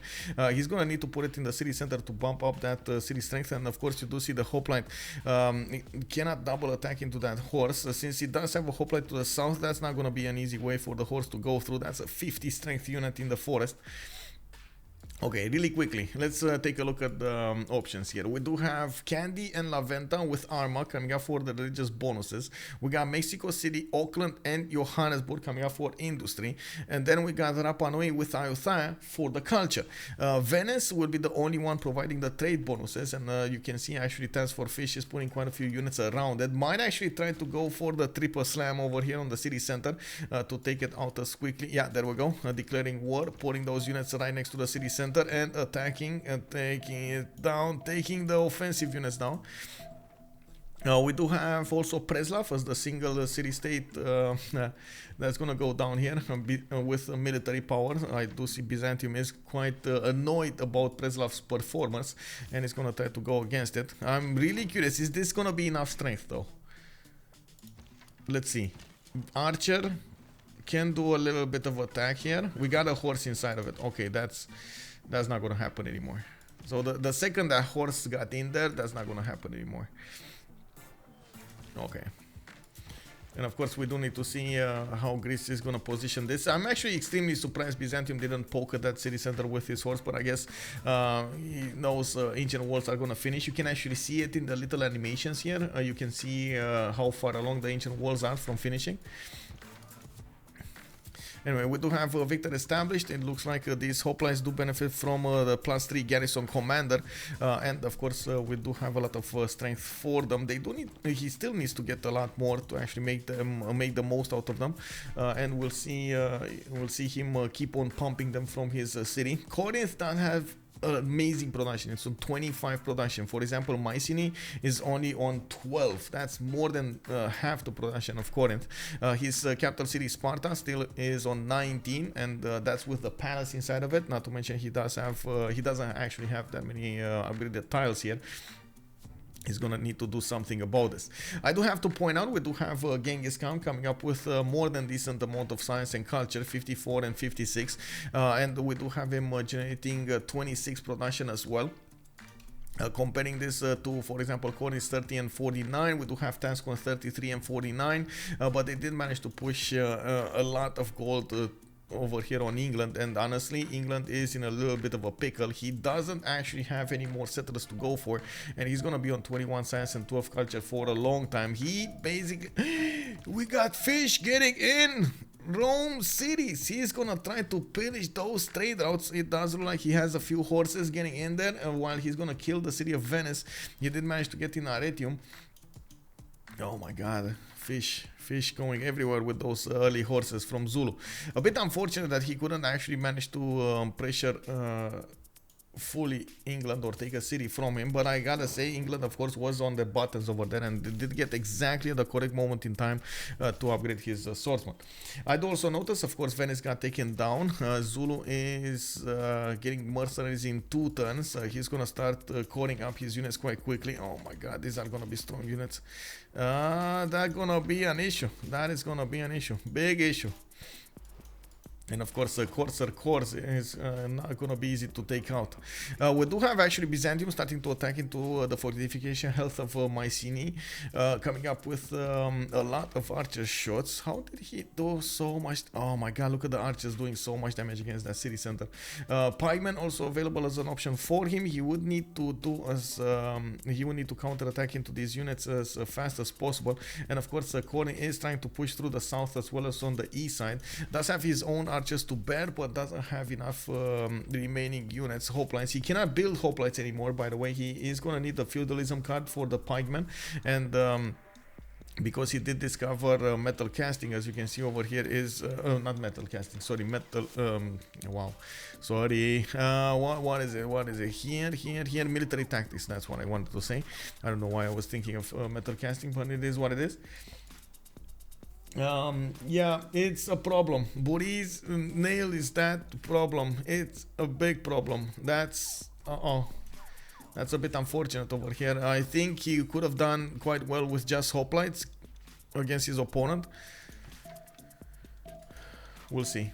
Looking at okay, the attacks over here, he's going for the south attacks, he's going for the last moves. He did manage to push back Byzantium, and of course we do see that Byzantium is going to probably push again into him with multiple archers to bear against that one horse. He's going to need to move that back into the city of Mycenae. The fact that Byzantium couldn't get the counterattack here is quite important. Khornie's horse would have died if these two horses would have attacked into it. And of course we do need to see if Khornie is going to get the moves. Oh, get it back, bro. Yeah, there we go. He got it back, but unfortunately Byzantium did get to convert that city, and of course he's dealing full damage against the walls. As you can see over here, it's going to be a problem if he takes out... Oh, you got to be careful. Don't take out the horse, bro. That horse is standing between you and keeping the city. I just remembered about Byzantium's ability over there to get the full damage against the city walls from the conversion. Let me actually take a look. Byzantium, there we go. Basil II, and there we go. Heavy and light cav units do full damage against cities following the same religion as Byzantium. Mycenae, of course, did get converted earlier. We do have over here Khornie with quite a bit of strength. Oh, the swordsman actually could push through the hoplites even if they're next to each other. And from what I can see, Khornie is going to need to do something about this. Doesn't look like he has a way out, an easy way out, honestly. Doesn't look like he's going to have an easy way out of this. He just needs to try to take out his opponent here, or get back. That's a bit unfortunate for him. JackTheRipper is gonna keep on pressuring his opponent, and of course we do have on the other side England trying to get the statue of Zeus on Bristol. That city also did get converted to Byzantium's religion. On Mongolia we do have him getting a few more of these encampments, but he is focusing down on his sim. He needs to get as much gold as possible. He's only on 19 gold a turn. That's not enough, and of course he's going to put a city over here on the east coast so he can start trading coastally with England. He does have Manchester, for example, to trade with, which does have a harbor, not bad. We do have also Norway, fortunately at a stalemate to go against England, and we do need to see if Norway is starting to get his sim up. This is going to be a bit slower than his opponents, but he might end up with a better sim at the end game, at the late part of the game. We're not that far away from getting the medieval era. We're 9 turns away from actually getting into the medieval era. And Mycenae has fallen. Oh, this is an issue. This is definitely an issue. Unfortunately, Khornie doesn't actually have how to attack back into the city center. And yes, he's going to have pikemen coming out from Khornie. The fact that he discovered pikemen actually took away his chances from defending against this, because he couldn't get enough production towards his units. He could have built hoplites in 1 turn. When he discovered pikemen, he needed 4 turns to actually pump out a pikeman from his best production city. That was a big problem coming up for him. He also, I don't think he even has the card. Does he have the feudalism card in? Oh, he does. Okay, feudal contract over here is gonna give him the 50% production. He's also using civil prestige. Wait, does he even have? Does he have oligarchy legacy? Or oligarchy, actually, not legacy, oligarchy? Yeah, he is. Okay, military slow. That's a +6 on his units. Okay. That's quite unfortunate over here to lose that city so fast. That was a bit, well, it is what it is. Wall of Strong coming up from Adrianople. We do have Byzantium trying to gear up for the full war to go into Greece, into Khornie.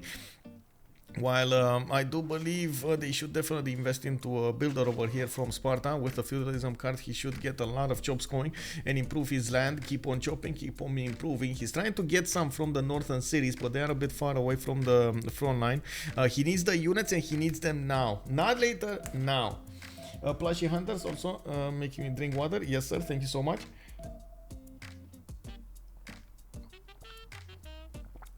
Piemen will hold that 2-tile choke for a while. Yes, they will. They will definitely hold until crossbows. But, well, that's not that far away, though.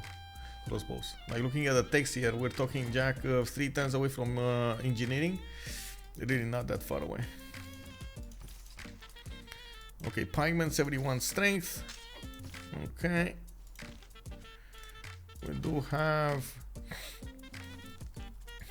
these units to the south. Unfortunately, they're gonna get a bit well, demolished. The hoplites don't have that much strength against the melee units, and of course you do see Khornie doesn't have enough units to work with in the chokes yet, but he's gonna get there. He's gonna get there. We do have also soon to be Tagmas coming up from his from Byzantium's hippodromes. We got two of them in the build queues. Another third one is coming up from Thessalonica. He's also repositioning. Oh wait, what? Prislav is still here? How is he still here? Did he win against units of Byzantium? Oh my god. Well, that's a bit unfortunate for Byzantium here.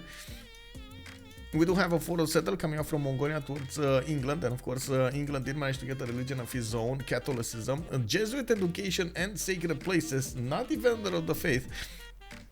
He's gonna try to get a few more yields there. And from what I can see, he did manage to put 5 cities down. I do see also getting a library coming up from Bristol. He did get another campus coming up from Stoke-upon-Trent soon enough. And I think he just got... Whoa. Auckland. He got Auckland there. Very nice, very nice. Auckland is over here to the south of Preslav.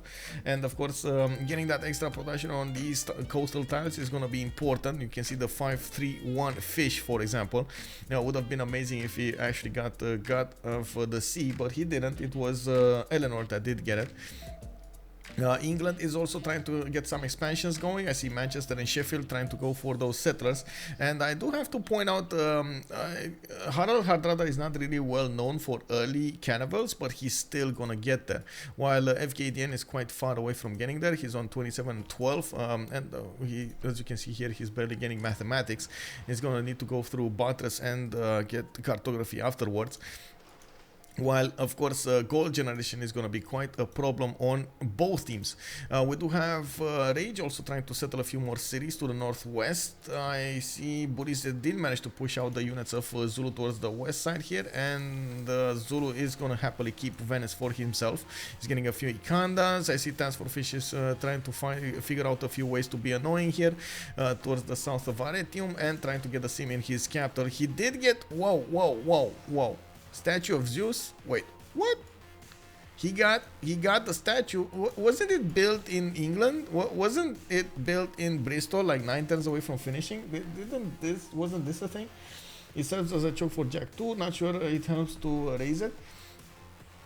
Instead of keeping it. Oh, Angie Chiming asking us about which city? My city? I think it's fine for Byzantium also, actually, to keep it over here. He's gonna try to get as much power as possible against Greece. The longer the game goes on, it's a bit of an issue here with the lack of science and culture on Jack, but he's gonna have a lot of army, and he's gonna try to make the most out of it. If he doesn't get to use it with all of the timers and so on and coming out, he is probably gonna erase himself into this, but you know, as much as possible. You've seen how much power can Mongolia do against an opponent, so we're definitely seeing the same thing here. If they would go for Mongolia, and that's one of the things that we don't see Kesheks coming out from Falcon yet. If Mongolia would go for Knights and Kesheks at the same time, unfortunately they won't have any more gold, and this is the issue here. They do need somehow to get some gold going, and it's not happening at the moment. By the way, Noob64 did manage to get to 46 science and 59 culture. He's also on 101 production. He's doing relatively well. He is gonna try to get more of these traders going. And I did actually point out at the beginning he had other continents to go for. Unfortunately, he's not gonna get to settle them. Well, one on the east side towards Zulu is never gonna get to settle. He doesn't have any more, I would say, power projection. And I do see actually, oh my god, look at Mongolia go, man. He's putting those cities right in the face of his opponent. TaskForceFish is gonna need to use those impies to take out Kesheks, or try to deal some damage, defend against the Kesheks here, or well, later on units. We do have the imps coming out from TaskForceFish. These guys do a lot of damage even against England's swords, and we do see TaskForceFish is going to try to put a city right in the face of Fkdn, while Fkdn is trying to get out of there. He is going to the south with a settler. Not sure where this guy is going towards, but he's not staying to see the outcome of the war here. What is happening? No, don't go. That's one big photo settle. Yeah.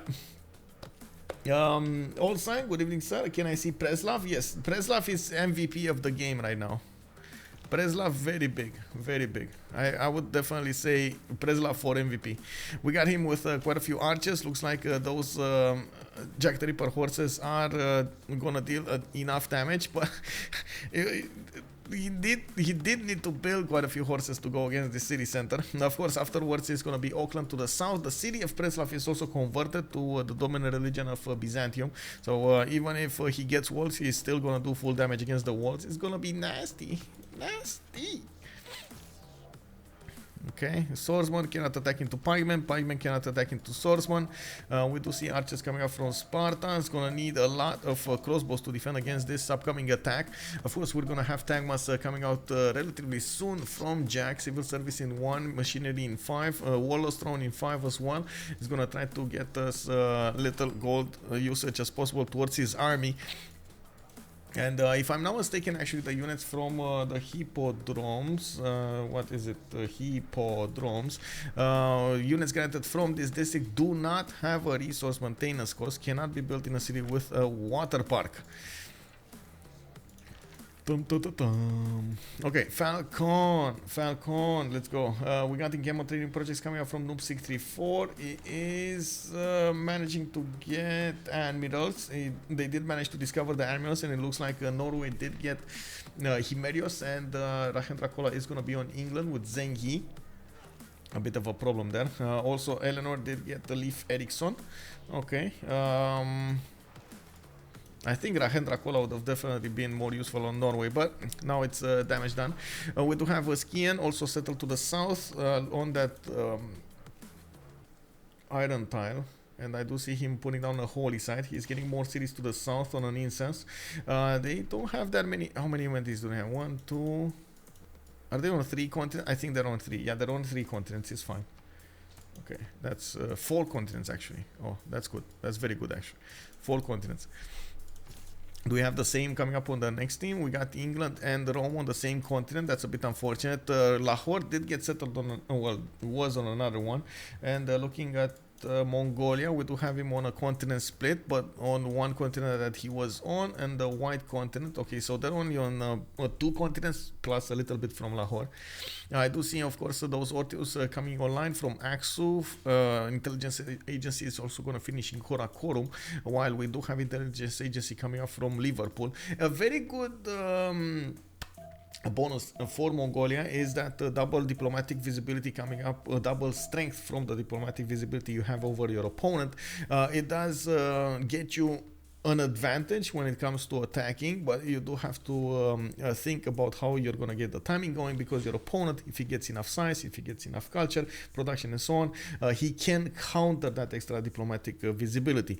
So sometimes it's not unlikely, it's not unheard of actually to see maybe 4 turns, maybe 5 turns of extra diplomatic visibility, a plus 12 coming up from those Kesheks against their opponents, managing to smash through all of the bits and pieces of their opponent's army, and of course take down the city's defenses and so on, and then extra diplomatic visibility gets cut down, and then attack is slowly grinding to a halt.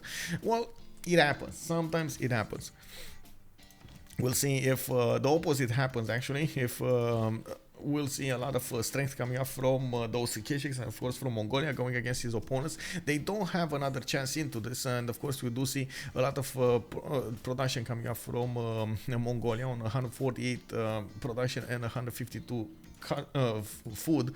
He's getting his universities going, and I do see he's also generating a decent amount of gold for himself. If he's gonna generate enough to actually upgrade all of his pre-builds, I'm not so sure about that. We'll see. Impies, yeah, impies. This is well, Zulu over here is gonna try to get more cities. He's gonna try to get big. He's also gonna need to go against England. While I'm pretty sure Fkdn is gonna try to get his own military science. You can actually.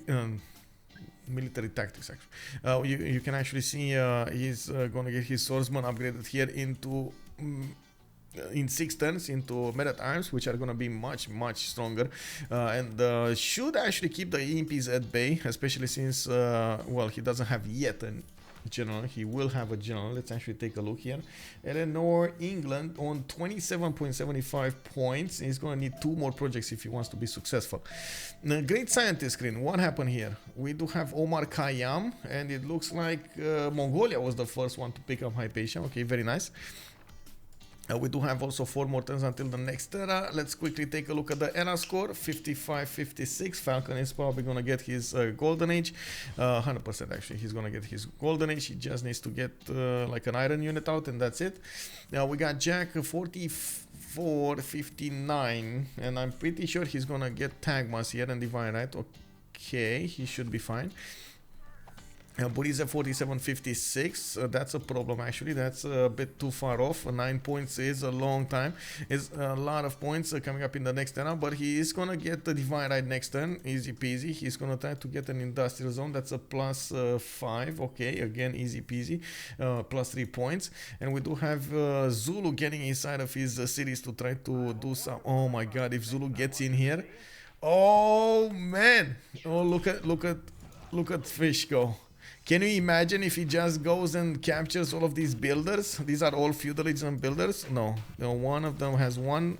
Oh my god, that's like 10 build charges right here. Oh my, oh my, oh my. That's a problem. If you're going for night push stables, well, he's going for the Ordus, which are basically like replacement stables. Oh yeah, it's fine. Orders over here are the unique improvement in the encampments of Mongolia, and as you can see over here, it's unique to Mongolia. It may not build encampment in the same district, and it replaces the stable. +2 production, +1 housing, and blah blah blah. You do get quite a few bonuses from it, including an extra movement point, and that's very important, by the way. An extra movement point, and of course the 25% combat experience for all Cav and Siege class units trained in this city.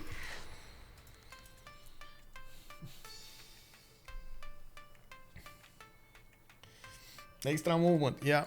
Tolkien, good evening, sir. Echo Gami, also good evening, sir. Oh, there was quite a bit of Jack and kill Preslav over here. Yeah, it looks like he will. Preslav did get walls, they did get taken down, and of course, it looks like he's still gonna kill that city-state. It just took him so long. I'm pretty sure he was a bit annoyed about this. It happens, man, it happens. It's cheaper to make swordsmen, but I mean it's the same thing. Swordsmen are more of a defensive unit though. Oh, we do have Khornie actually trying to push out a little bit. Has quite a few crossbows now. He's getting his campus going next to the city of Sparta. That's going to be a +3 over there. And of course, all of them are trying to get their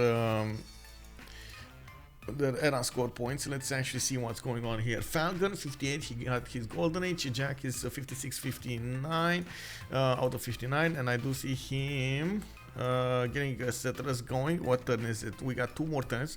Okay, and he did manage to get also Preslav to the south. He's on 2, 4, 6, 7 cities.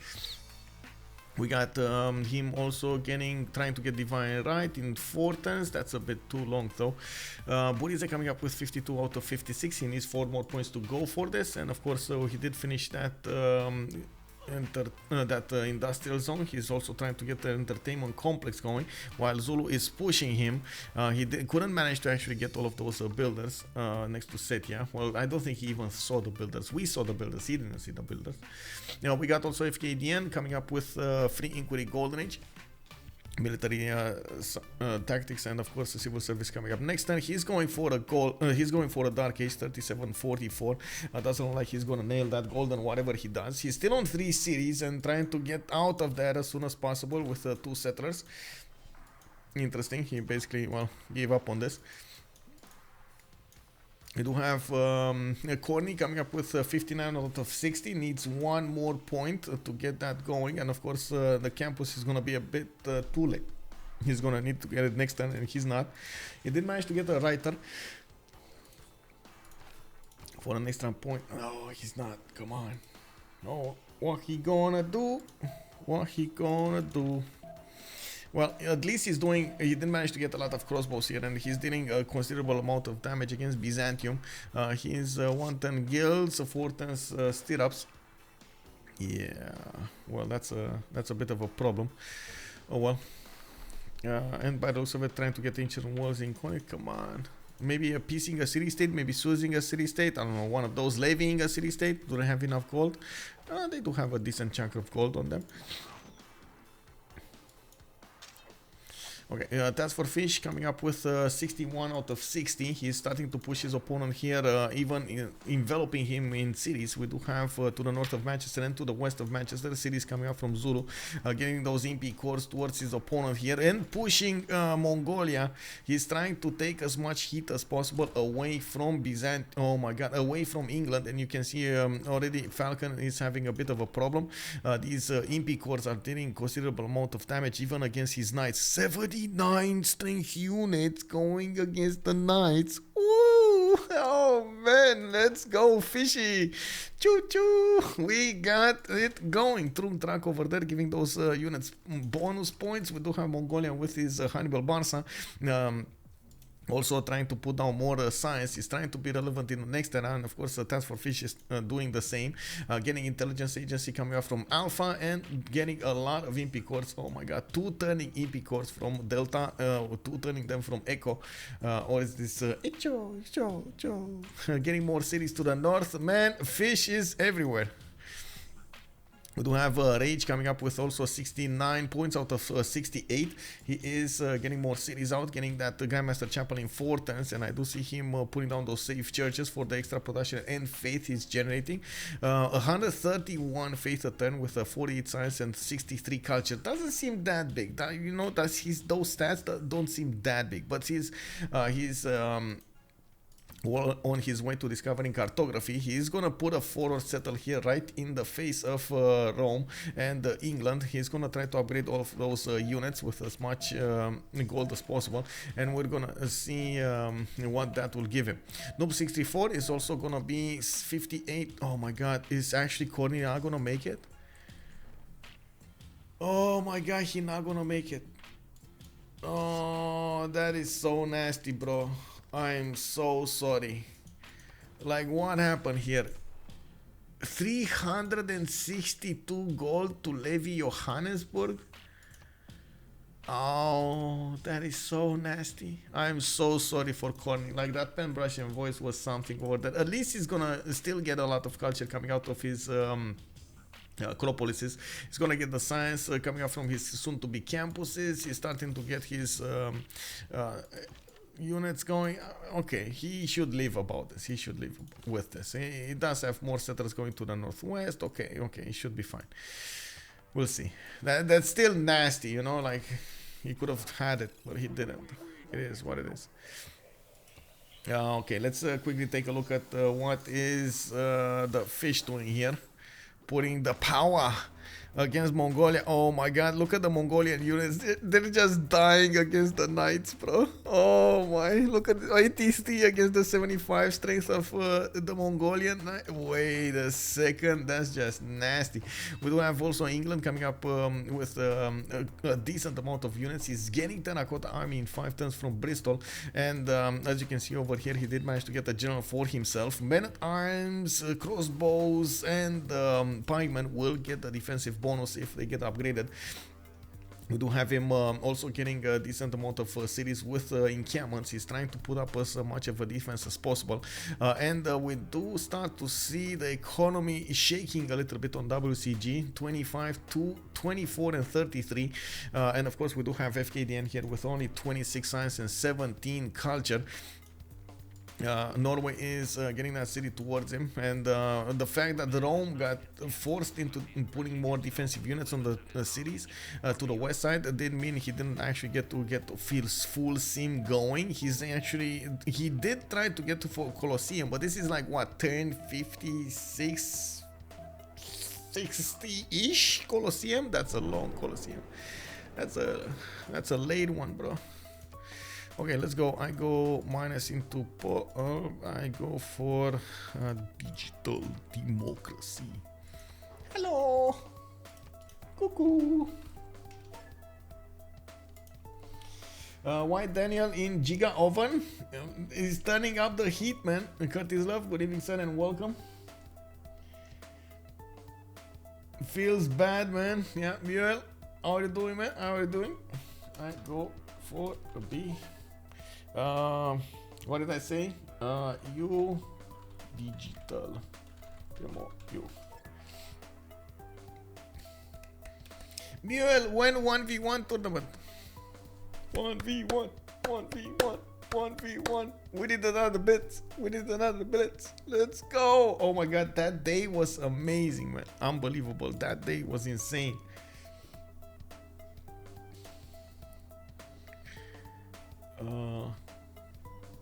I really hope she's gonna confirm here.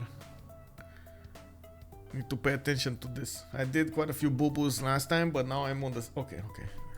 Thank you. Oh, wait. B. Okay. Thumbs up.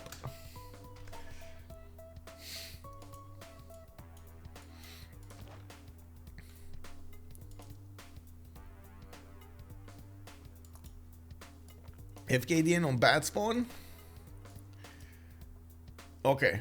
Now, okay, let's rate this. Let's go, boys. Check this out. Rate Fkdn spawn. 1 bad, very bad. 2, 3, 4, 5. Very good. Let's go very quickly over here. You gotta rate this spawn of Fkdn. He did spawn with the city of London, and of course you do see his adjacency. I don't want to how to say it. I don't want to influence this. So this is the spawn. To the north, to the south, to the east, to the west. He had the one, you know. Royal Navy dockyards, England to fight Eleanor over here. What do you think? Do we count neighbors into the bad spawn? I mean, it's up to you. It's up to you. Let's see it.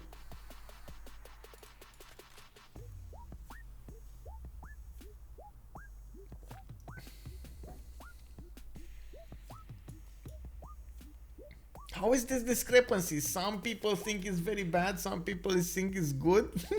How is this happening? Look, come on, guys, come on. We got 1 minute to go. Let's go with the poll. Let's see. Who do you think? How do you think this spawn is? Very bad, very good. He could have had a big island all to himself, though. Yeah, he could have. Like, look at, oh my god, look at this juicy island. I have the Sahara over there, wink wink. Over here to the south, it's even connected. Oh, it's even connected to the east, to the west, to the right, to the left, to the right, to the left. What is the Khan doing? Dying against impies. He is trying to be sneaky about going against England, and he's dying against impies. There we go. 82 strength. Eleanor doesn't want this situation. While she can frontline, she is way better at simming. Maybe top civ at simming. Sadly, this double front versus 2 super war civ is hard. Yeah, I tend to agree with this. And it does look like it wasn't very bad, but it was bad. It was definitely bad. 7 votes into that. The second option, check this out, it was on the good spawn. It is so weird, right?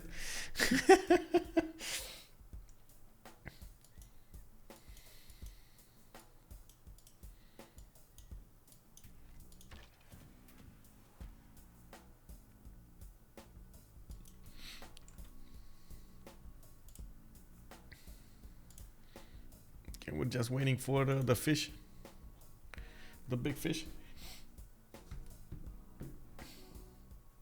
Into an emoji. I wish I could. Oh my god, it's like I wish I could get more animated emotes. Unfortunately, I only have to choose from like 5 of them. Like I have only 5 slots on Twitch to put them, and it's like, wow, bro. Really, only 5? We need more. We need more. Access lead, good evening sir and welcome. Did Jack get Crusade? He did not actually. Crusade was taken away by Norway. Was discovered quite early. And you do see over here he's getting his Grandmaster Chapel. He's forward settling his opponent here.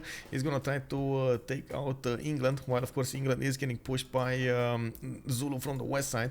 I did notice, by the way, Zulu did lose a little bit of damage against these knights, and I'm actually curious, is that from the fortified defense or is that from some diplomatic visibility? I don't see diplomatic visibility coming up for him, so I guess, yeah, it's just the fortify ability. I also noticed Fish is sending those support units towards the south of Liverpool to defend his opponent here, his ally. Now we got Rage not growing via culture. Okay, not bad actually. I don't think he cares. Monarchy coming up with a with a wildcard policy slot. Interesting. And then diplomatic victory on Rage. Okay, so the longer the game goes on, they might have a chance of going for Rage with a diplo victory. While of course Byzantium over here is probably going to start to pump out those tagmas really quickly here. We do need to see where he's going to actually send those tagmas. He does have one in Nicaea. And we can see the tagmas don't actually deal enough damage against the pikemen to take them down, even if they're not in the forest. And looking at this damage, even the spearmen could hold them a little bit. But if you have a lot of them, well, that's going to be an issue. I do like, by the way, the terracotta army coming up from Bristol. If Noob64 is going to get that terracotta army, he's going to get the extra +5 against his opponents. He might actually withstand the attack quite easily against the tagmas and Mongolia's units. Okay, this is the moment we need to take a look from the left to the right to see what they chose in the Golden Age options. We got Falcon, 98 science, 78 culture, big bada boom over here, getting his granaries going strong with pen, brush, and voice. Of course, last second attacks coming up from Fish. He's showing his teeth over here with the impies going against the Mongolian units. JackTheRipper with a monumentality gold ray. She's second one, 27 science and 34 culture, 104 production, and only 65 faith a turn. This is actually going to be quite a problem. Oh my god, Mongolia just cannot attack into the impies. Like he's just gonna stand there and take the hits because he cannot attack back.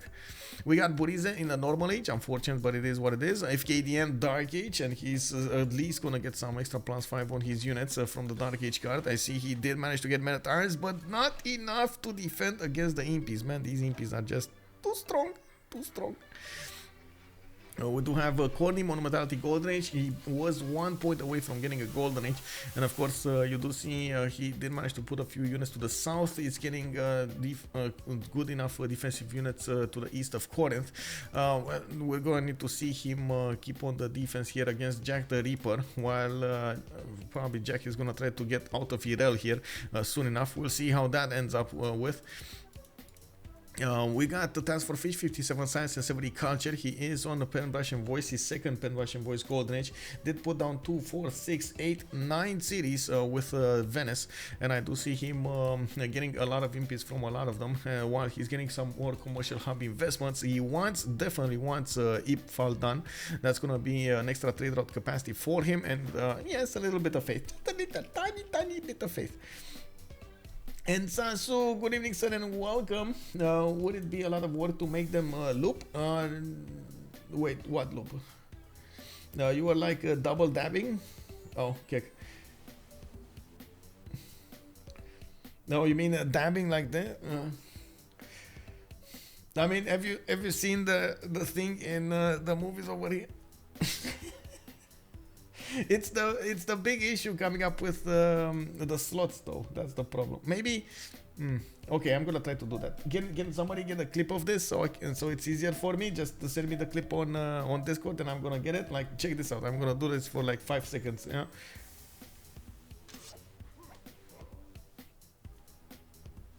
And we can replace the crazy one, you know.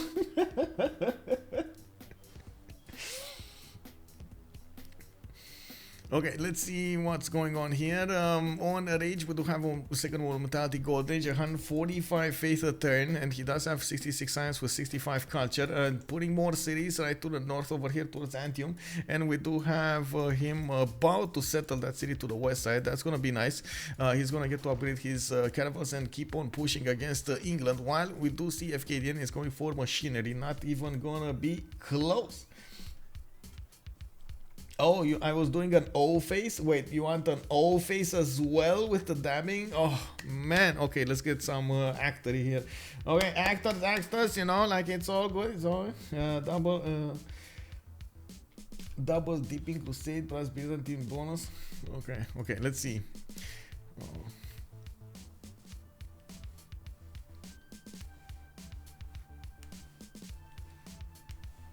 Is this good?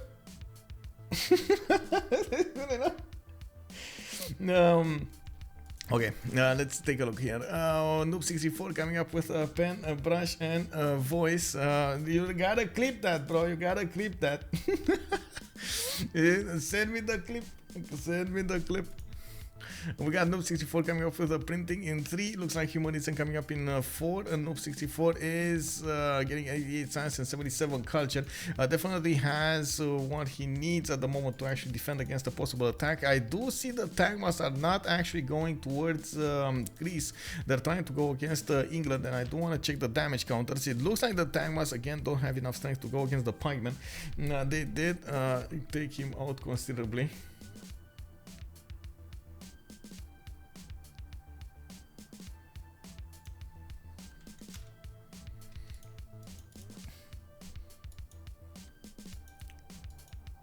While England is putting more cities to the east side, he's going to try to expand and, of course, keep as much as possible both Mongolia and the Byzantium at bay.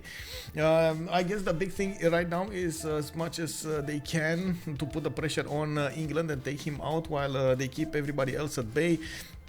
It's not like Jack has a lot of science or culture. It's going to take a while until he actually recovers, and it's a little bit up in the air if he can even recover. He doesn't have a lot of district slots, and he's going to need quite a few campuses and, of course, theater squares to make up for the lost stats.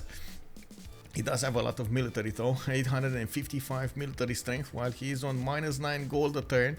He's gonna get to upgrade quite a few units here and send them towards his opponent. We do have also Fish starting to get those units towards his opponent here, towards Mongolia, while I do notice he has a bit of an issue here. His MP Corps did not get enough promotions, enough experience to get a promotion, and he's going to need to replace that with another MP from the beginning. You see the Knight also did get extra intel on opponent's movements against him, and that's a bit of an issue. And Zulu, as you can see, did manage to plug in a spy into Mongolia's lands, and now I think there is a spy here in Zulu somewhere. We need to sniff him out. Oh, there's not? Wait, how did he get extra? Did he not finish printing or something? And Falcon did? I think Falcon did finish printing and Task didn't. That's the extra difference. But where's the spy at? He needs to get a spy going. That's quite surprising, but oh well, it is what it is. The fact we do have a terracotta army finishing next turn from England, it means, of course, Mongolia is not going to get his own terracotta army. We do have quite a few knights coming up from Mongolia cities, and he is going to put more pressure on their whole economy, while Burrize is getting 46 gold a turn. We do have him unfortunately locked in place. He is getting pressured from the west side by Zulu, and on the east side he cannot go through towards Norway. We do have him trying to settle a few cities to the north and trying to get as much stats as possible from his land, but he's kind of landlocked there. Norway is going to get his settler on the coast, and he is probably going to settle and upgrade his boats really quickly. He does have squaring in 4 turns. He's going to get frigates to work with his caravel soon enough. A bit of a problem with the whole gold generation here. We do have them 18, 52, 16 and 36, but that's still not enough to upgrade a massive amount of units really quickly, especially since they don't have a lot of gold on their side. Venice is a spy. Venice is a spy. Oh, that is okay. So they did see Venice. Okay, that might be an issue with what they see and what they don't see. Let me actually take a look here. Oh no, they see everything. Okay, they see everything. Interesting. So now you see in Venice there's a spy. Okay, got it. It felt unnatural to have those points. Maniac prediction hot take. They take a semi-mac and turn it into a war everywhere. If game 3 is scheduled on Pangea and they'll all just sim and it'll be a culture victory. Yes, or can you imagine something like small continents to sim to win? Yes, let's see 3 cities culture victory. That's a challenge, by the way. That needs to be a CPL challenge somewhere. Any George, good evening sir. Zulu city to the right. You're right, you're right. When you're right, you're right. We got Venice over here. Can you show amenity of Basil? Is he +5 in his cities? He should not be, but let me actually take a look. We do have him +3, so he's not +5. +3, +3, +3. He's on what? In some cities to the west side, he's -3 actually. Also, good evening, Manjak. Hello there, sir. How are you doing? Oh, you predicted CoC? Well, definitely we want to see a third game here. I want to see a third game also. Let's take a look at the defense here. It looks like England did manage to upgrade quite a few units and he is putting them to work. The pikemen are 84 strength. He did finish his terracotta army.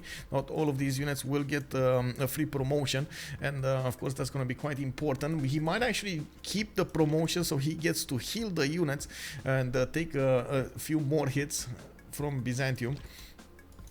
Byzantium doesn't have a general with these units to the northeast, and I do see he's putting as much production as possible into his units. Now he's gonna go very heavily down under in the gold generation, and of course Fkdn, if he loses his cities, that's gonna be a problem.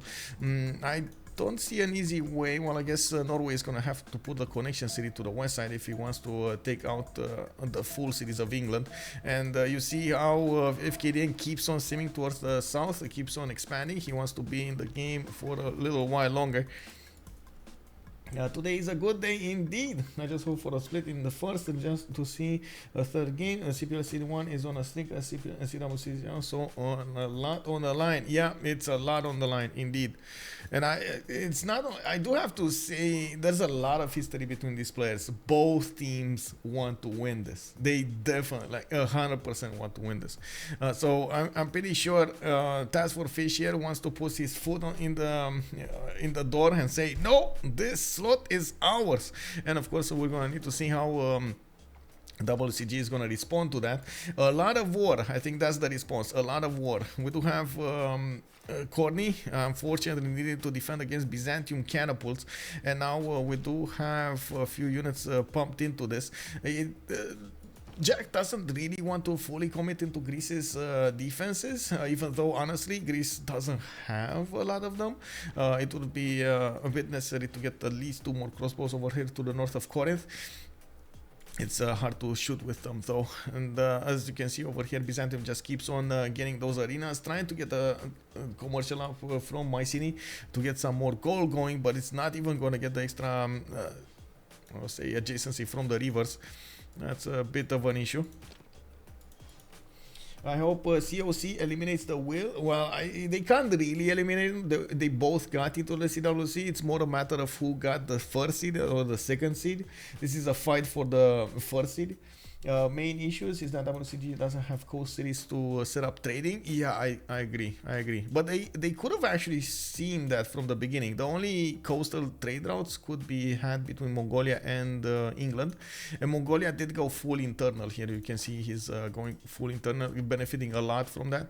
168 production, almost the most production in the game. TaskForceFish is only 2 points higher with 170. And it does look like he is pushing, but not fast enough into the city of Manchester. Now I do see Rage taking his good old time to get his upgrades going. Oh, I see what he's doing. He thought it's too far, too close. That was a -21 loyalty towards London. He wants to put it a little further away on the diamond so he doesn't have any minus loyalty. That's very smart. Very smart, very smart, very smart, very smart. Let's see, yields coming up here. We got the Noob 64, 93 science with 78 culture. He's getting big, but he's also getting pressured by his opponent at the moment. With Burrize also getting 81 science and 46 culture. And looks like Mongolia is getting pressured from two sides, while I don't see actually Jack managing to breach through this. Did he just lose a unit? Was that a Tagma dying? I think that was a Tagma dying, right? It was just poof. It went poof. Yeah. Well.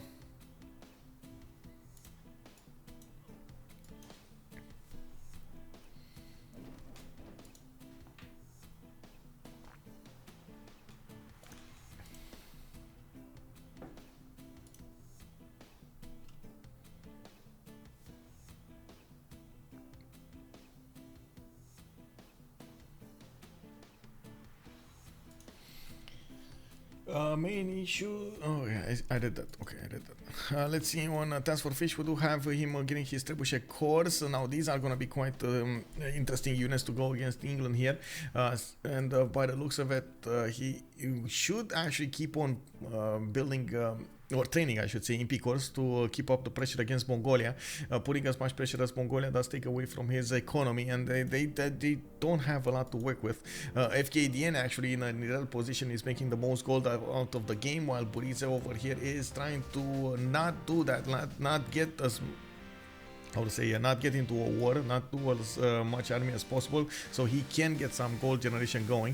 He's also 2 turns away from getting Colosseum in Lugdunum, and I do see him getting Reina in that city center. He did manage to put another city on, this time off the coast, but it's still gonna get attacked, I'm pretty sure, by those frigates. They can shoot from 2 tiles away, and they could smash through the city defenses relatively fast. We do have also more cities being settled by Norway. I'm actually quite surprised we don't have a coastal trade route line with Greece. I do also see Hamar is gonna get Oracle. Wow, that's a turn 64 Oracle, by the way, if you can believe it. Nidaros is on 13 population, getting a spy out. More settlers coming up from those cities, and he did get a decent amount of faith generation coming up from his fire goddess pantheon. Those are a lot of tiles, but 1 2 3 4 5 6 7 8 9 10 11 tiles coming up, so 33 faith is just coming out from those tiles. Very nice. Very nice. Let's take a look over here. His gold generation is not that good though. On -5 gold a turn, he's not gonna manage to get everything done, and I'm pretty sure he's gonna need to work something. Noob 64 did manage to get to 100 gold a turn, and I think, yeah, there we go. They started trading on the coast, while TaskForceFish's economy is going up. Noob 64's economy is also going up, and they do need to spend as much gold as possible on Rage. You do see he got the city of Drummond going. He's gonna upgrade actually frigates rather than upgrade his caravels first. Longships are gonna be strong enough to actually keep up with the defense in the front line, and while the frigates are gonna chew through the galleys quite quickly. Fkdn is gonna try to get the printing and mercenaries, while he's on the bottom 3 with his amount of science per turn. Is not actually gonna get to cartography anytime soon. By the looks of it, we do have 3 frigates upgraded at the moment. He does have Himerios. Norway does have Himerios, and he's gonna get that extra movement speed going against England. I'm actually curious, did he get? No, he didn't. I was thinking maybe he got a wonder here, but no, he didn't. The Great Lighthouse would be interesting, but honestly, it's not that far away to sail, so it's fine. Horse V Tower, hello there, sir. Good evening. Also, congratulations. Oh, Mad Beats, hello. I've been gone for a bit. My wife gave. Oh, woo! Mad Beats, congratulations! Oh my God, amazing! What is it? What is it? Is it a boy? Is it a girl? Is it a boy? Is it a girl? What is it? Amazing, man! Oh man, my man! You must have been so happy to see Fire Goddess after it wasn't picked the other. I know, right? Yes, yes, exactly. We haven't seen Fire Goddess in so long actually being picked in the games. Oh man, it's been so long.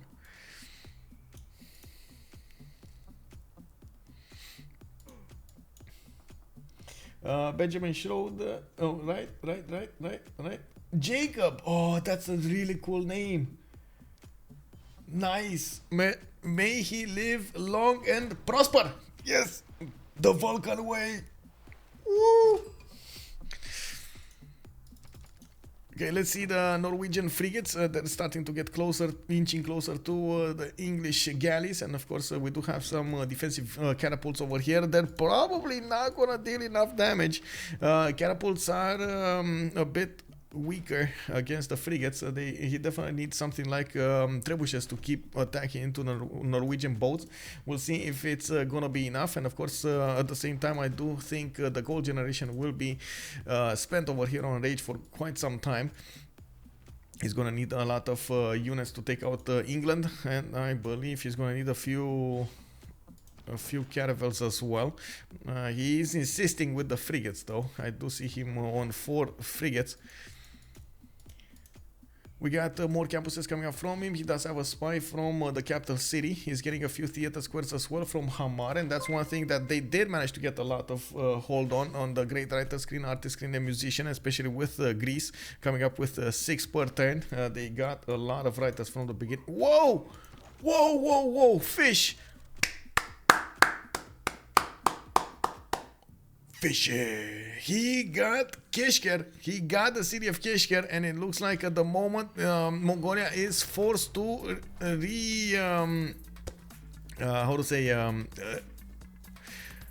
redo his army, and this time he's gonna go for musketmen. Musketmen are gonna be stronger defending against the pikemen. This is unbelievable that actually Mongolia lost that city so far in the front. It does seem like this attack going, the plan going between Byzantium and the Mongolia did fail. Both England and of course Zulu did manage to foil it right in the correct amount of time, and now we're gonna need to see what the reaction will be, what the repurpose of the army will be over here. We got a new follower. Hey, 217 Bill Garrett. Good evening, sir, and welcome. Thank you so much for the follow. Fishy, not horsey. Yeah, indeed. Fishy. He does have promotions on a lot of his MP cores, and of course, I do see him pressuring a little bit England towards Manchester. Brook 5555. Thank you so much for the follow, sir, and welcome. Big hug. We got those frigates about to start attacking into England, and of course we do see Norway over here is getting inching closer with those Viking longships. He does also have the scouts giving him some nice needed extra support bonus. I'm actually quite curious when Rage is going to go for the offense. As far as we've seen, Rage does really like the last moves, just like we've seen also Khornie do the last moves here. They're trying to get as much advantage from the turn as possible. And of course, we do see, we do have both sides of the Isle, Byzantium and Greece, angrily looking at each other. More units coming up from Greece to put the defense here on the city of Corinth. His Governor Victor is not in Corinth. He does want the extra production more than he wants the extra +3. And of course we do see Athens actually benefiting from the Governor Victor bonuses. That's an interesting choice. You wouldn't have thought about that, bro. Now we do have also Byzantium maybe trying to go around. Is he gonna try to go around? Is this gonna happen here? Gonna try to go against Bristol from the west side instead of the east side, the south side, or is he's going Antananarivo to Ayutthaya. He's actually, oh my god, that's gonna, okay, well, I mean, it's fine. He already got a lot of bonuses from Ayutthaya. It's fine. Let's see the last moves. Is this gonna happen? They're gonna see this. By the way, JackTheRipper, 36 science, 46 culture, minus 25 gold a turn. Okay, we got the moves. Looks like Rage did finish with most of his simming. Now he's gonna try to do... How did he... Oh, okay, I see. that catapult though. That catapult, yeah, it's too strong against the Viking longships. That's the correct era unit, and of course it's much better to get caravels at this point. It's a bit of a problem with the gold generation. They will need a lot more gold if they want to put an effective attack going against his opponents. And of course, we do see the frigates are doing a decent amount of damage against the wall strength.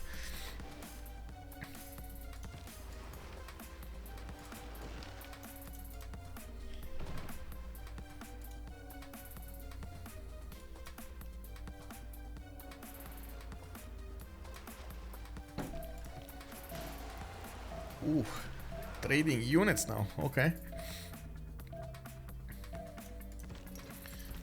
I'm actually very surprised we didn't have a balanced approach about this, like Norway using his at least 1 or 2 caravels. I think 1 or 2 caravels would have done the deal here.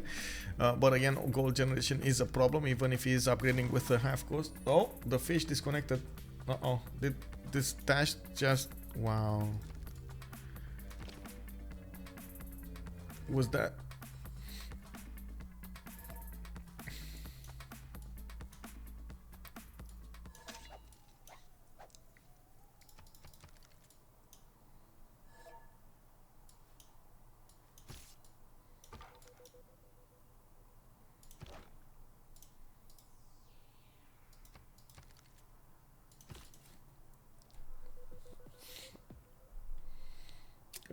Jack is super tilted.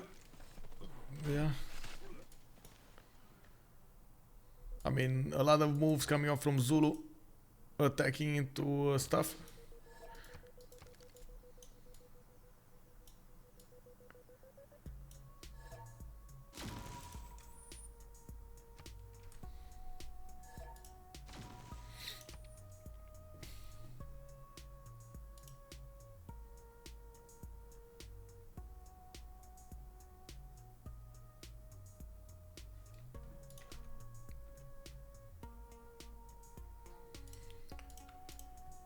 Let me find the link.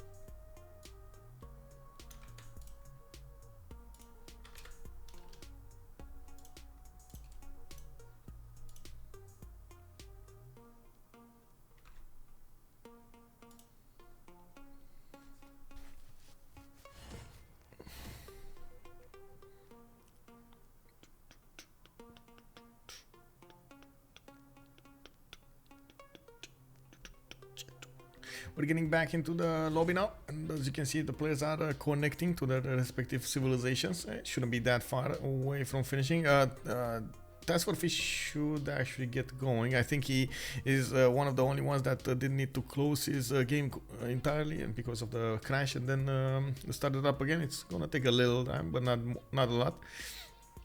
I do see I do have connection to most of the players here. Okay, should be fine.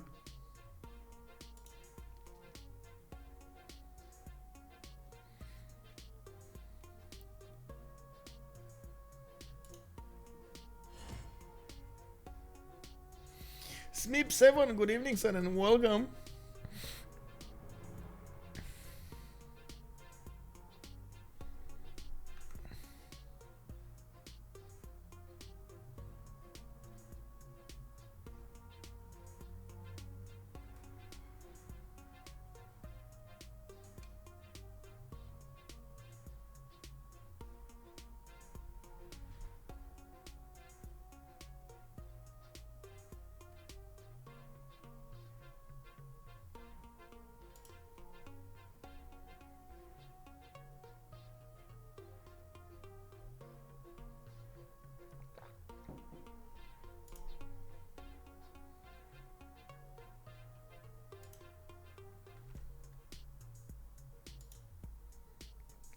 Oh, we found out what's happening. It's a storm where the fish lives, and the internet went down briefly.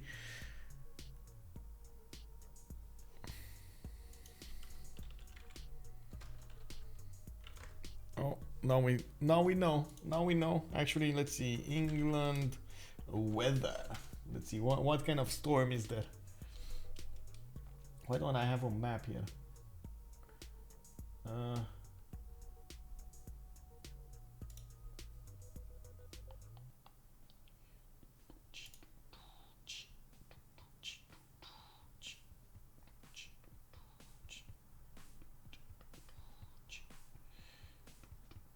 Oh my God, that's a lot of fun. Yeah, well, that's a big bubble, big bubble. Let me actually wait for the reconnect, and I'm gonna show you what's going on here. Yeah, looks like there are quite a few things happening. TNS for the fielder, but why are both teams already qualified? Oh, thanks for the folder. You mean? Okay. Because we do have 5 slots, and they already got into those slots already. It's just about the seeds now. Who's gonna be first seed, second seed, third seed, fourth seed, and fifth seed? You do need to set that up.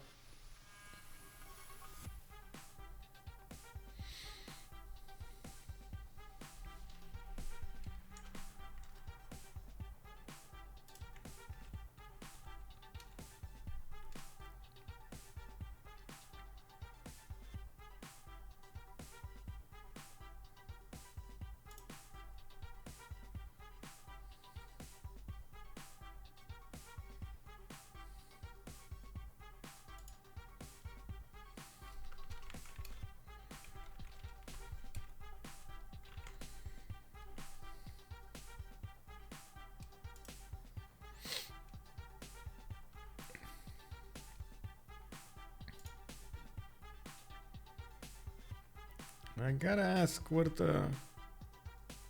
Well, if his internet went out, why is he not back in the game? I mean, the game shouldn't have closed, right? It's just the internet, like... Oh, wait, he doesn't know about it. Okay, I see how it is. So it didn't come back, he's just...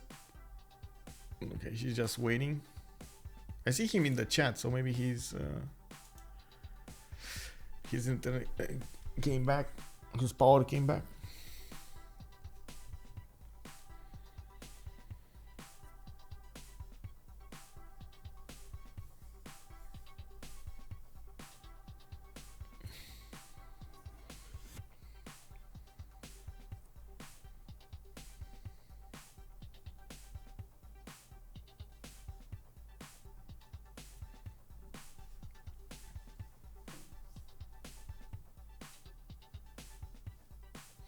No, I guess I can show you what I was watching. Give me a second.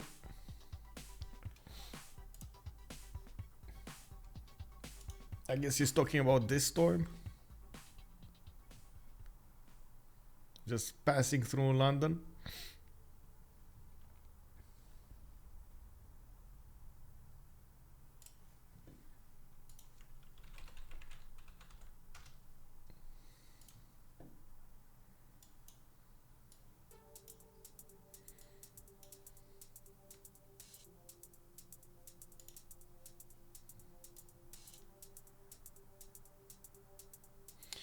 So the winner of the down path before matching the today's dual loser after 2 and 3 is can yes.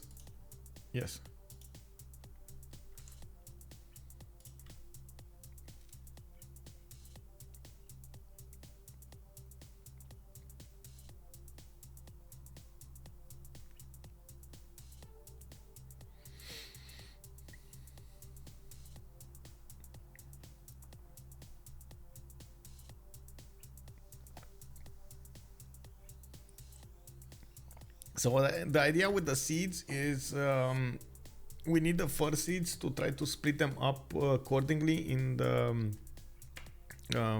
in the group stages, so they don't end up to be like a killer group, like you have like 3 or 4 teams, or even like just three teams with the first seeds in a single group.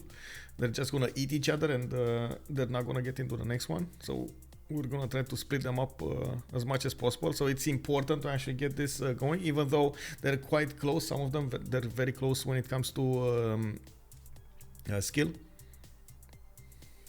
Oh, looks like a fish is connecting.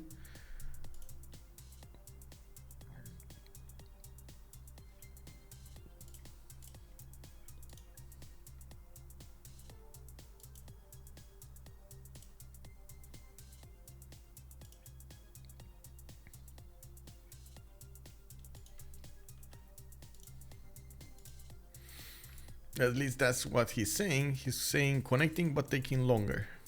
Okay, there we go. He just connected. Should be fine.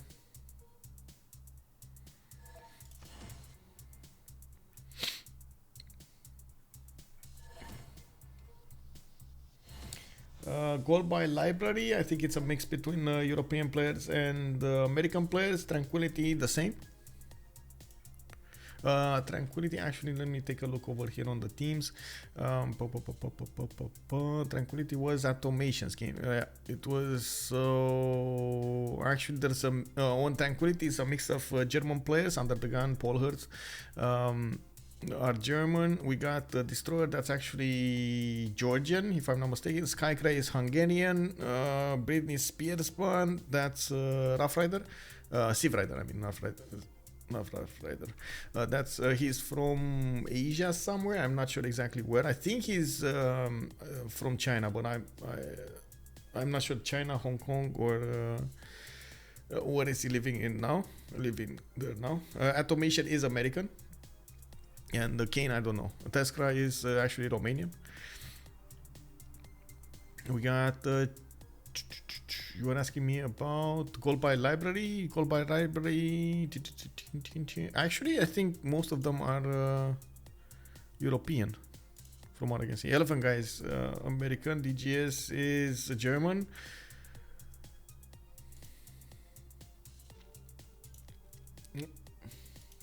Kane is American. There we go. Oh, good evening, Linda. Hello there, ma'am. Welcome.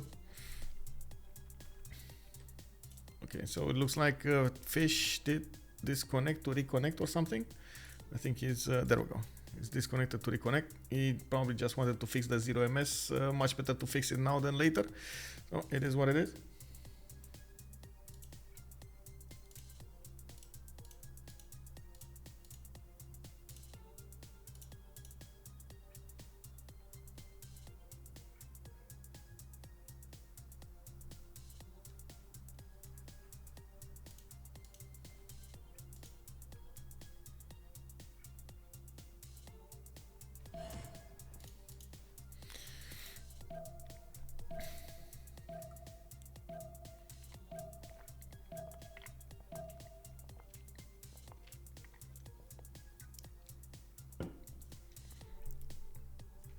Well, fingers crossed we're gonna get the game going here, hopefully.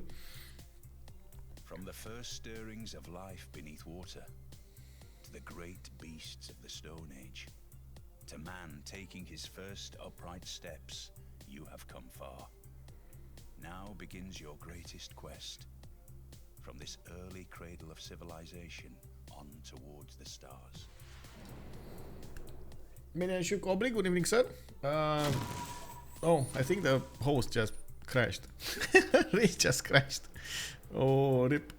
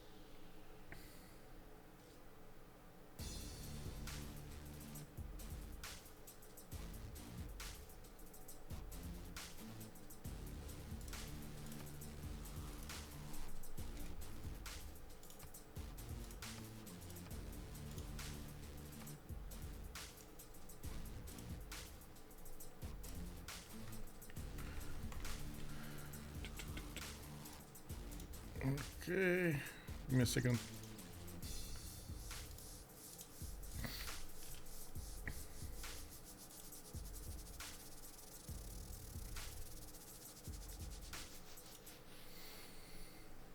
It's a new game? No, it's the same game. We're just waiting for everybody to reconnect. The host crashed, so they were waiting for a new host. And first they asked Pulp if she can host. She said no. Then she said I should host, so I host.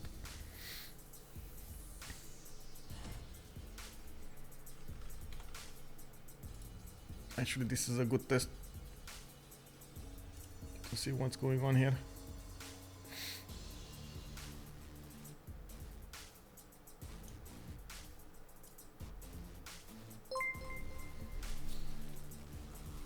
Hey, the Loon 75, thank you so much for the Prime. Much appreciated, sir. Oh my god, 6 months. Thank you.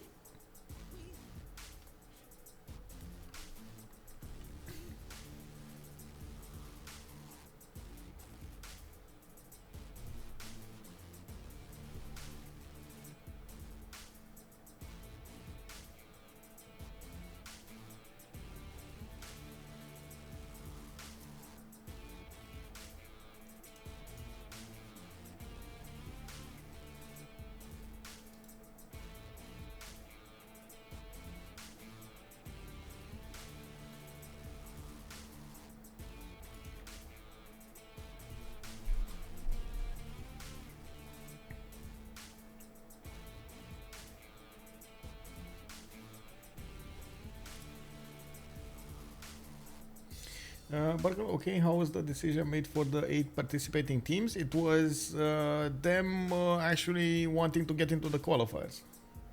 It was actually 10, if I'm not mistaken. There were 10 at the beginning, and 2 of them dropped out during the tournament. They either didn't have enough participation from their players, or didn't think they're gonna have a good result, and so they dropped out. It's not... we will have a bit of a change, but this is something that we're gonna have to wait for the tournament director to decide at some point. And I do believe actually multiple seasons we had changes during the qualifiers.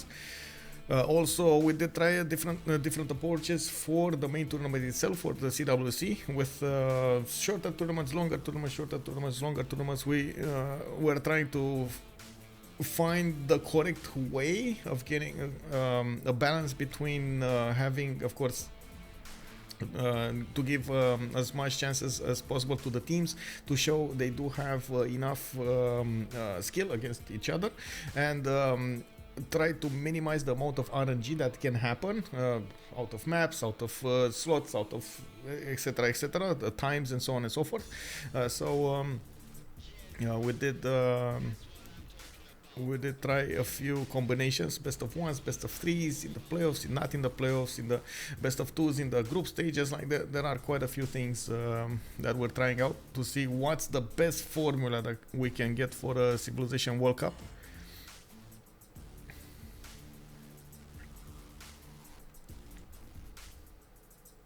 This upcoming CWC will be quite a long one though. It will be around 4 to 5 months, if I'm not mistaken. We're gonna have double elimination coming up in the playoffs, with of course the group stages.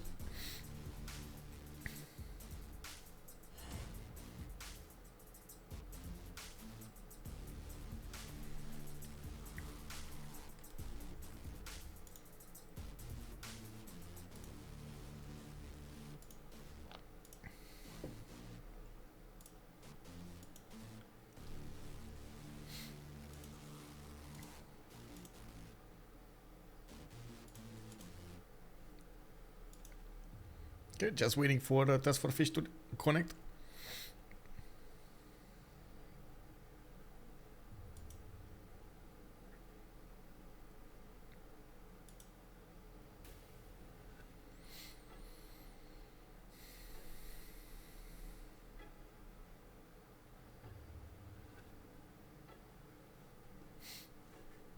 Give me a second.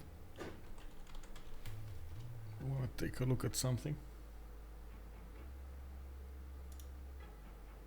Do want to put some stats up on my screen, on the other screen, to see what's going on during the host. It's been some time since I've actually gotten to host, and did change a few things on my computer, so I want to see the performance. By the way, it's unbelievable. By the way, the speed of the computers now versus a few years ago.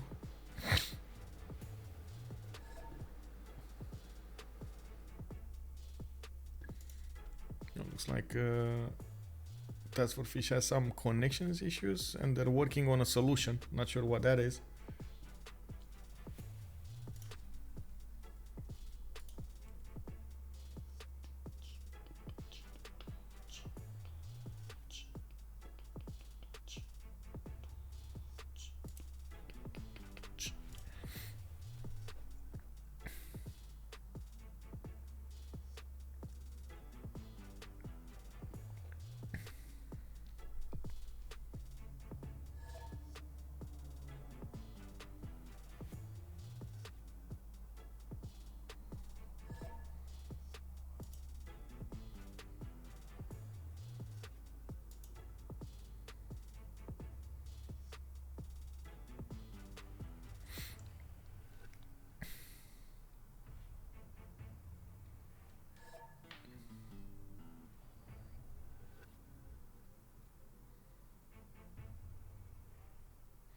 I'm not sure what units Falcon is talking about. Is he talking about the first moves or is he talking about last moves? Because last moves, I believe the first moves are yeah, gonna be taken care of because it's gonna be a new turn and the AI won't get to move anymore. But the last moves, I think they were already done by Task before he ended up. That was basically when he lost connection.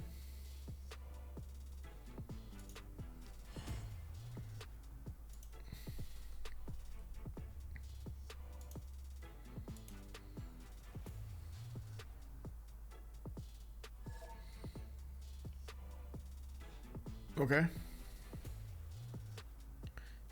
But that, as far as I know, Task got that city during the turn, not at the last second of the turn. So that's the confusion. I don't know if there were enough units over there to defend anything. Yeah, because last I saw, the units of Shaka did attack into Falcon's units, but they were the first moves, not last moves. Well, anyway, we'll see. We'll see.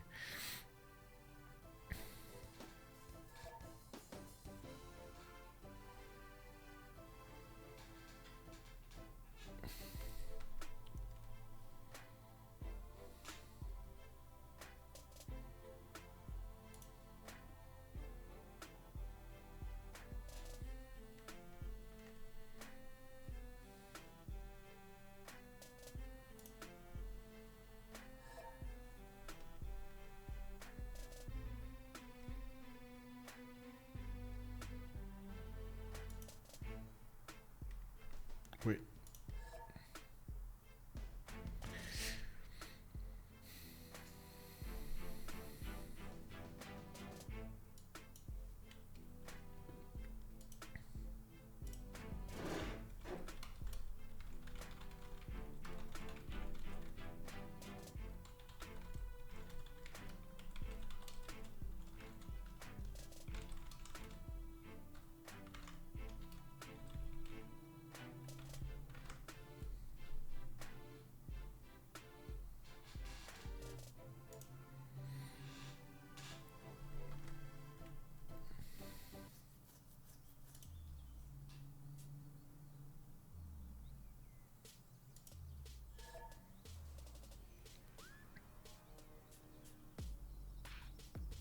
Okay, there we go. We got the fish back in. Honestly, it feels so bad to not have fish keeping up this war. He was the one dealing the most damage, right? Oh my god, what's that? What's that ping, bro? Okay, we're back in action. That was 1,000 ping on him. Wow, okay.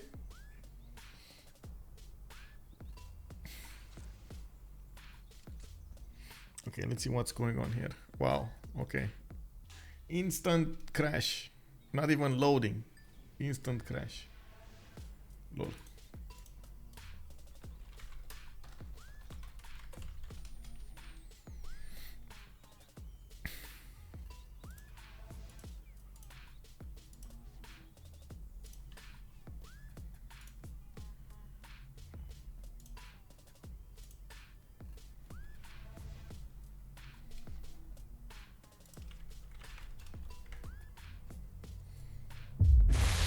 Hello, sir. Tiberot Barbaro. Good evening, sir. Hello. Hello, hello.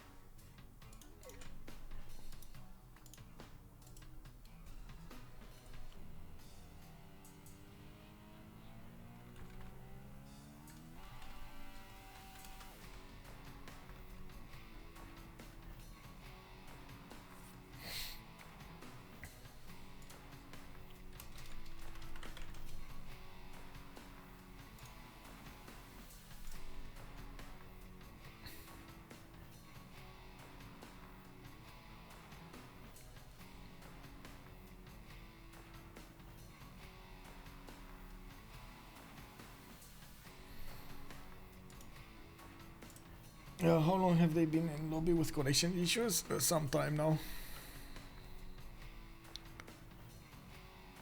Like, I don't know, 15 minutes or something, 20 minutes. Actually, I think we can check.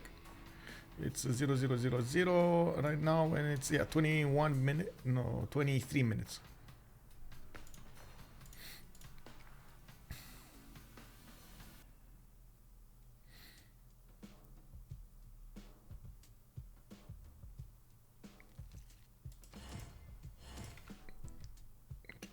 You know what? I'm gonna open up. Give me a second.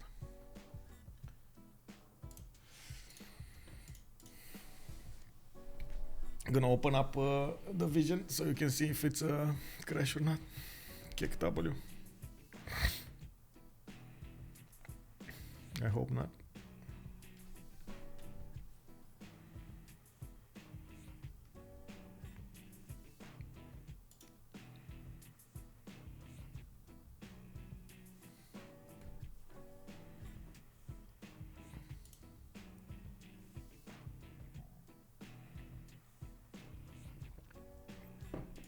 Yeah, exactly. Joked about the game, sometimes so fragile, a strong wind may knock it down. And yeah, it happened. It did happen.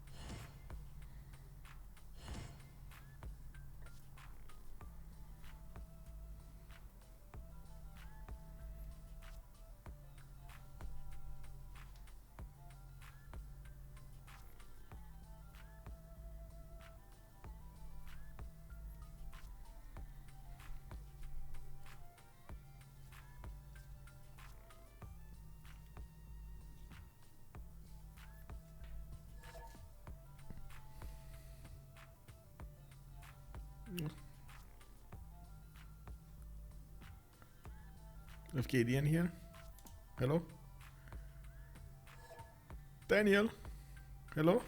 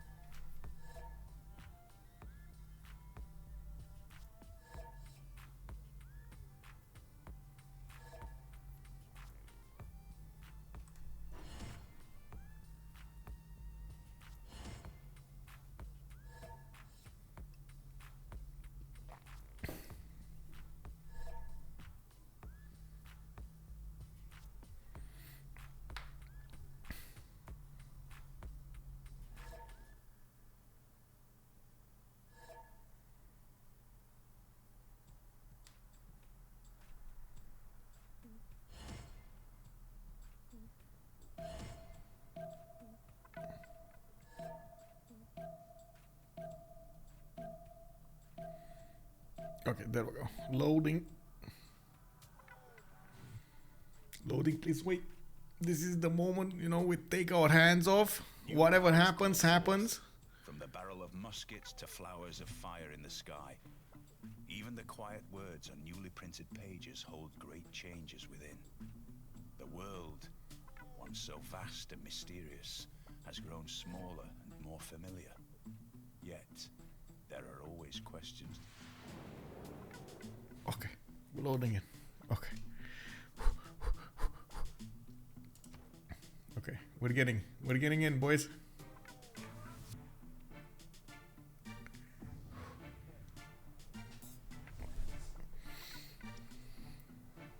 While this is happening, I do want to read something. Give me a second.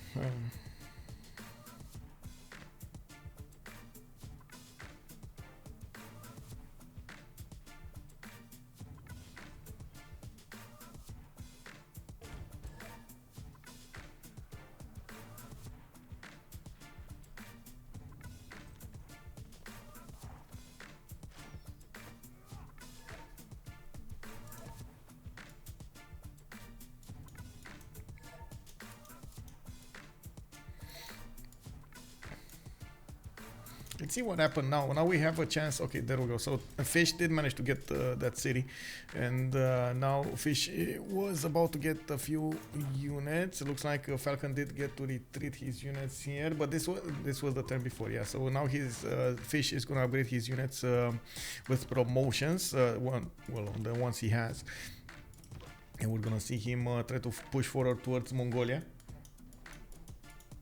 Okay, give me a second.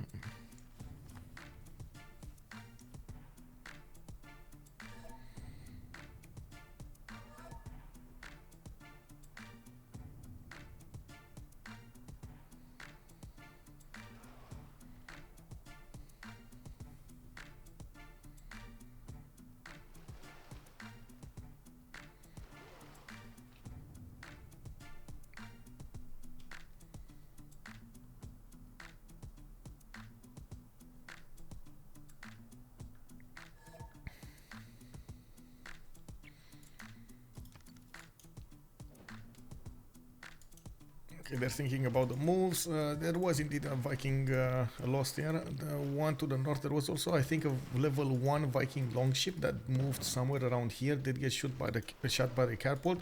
I think this time he actually shot on the different Viking longships. Well, I don't know if it matters or not. We're gonna need to see. Of course, Norway repositioning a few of his frigates to go for this, and he is gonna start attacking into the English galleys. We did see this turn before, so it's just a matter of them doing the same moves, and of course hitting the end turn button, so we get a new turn.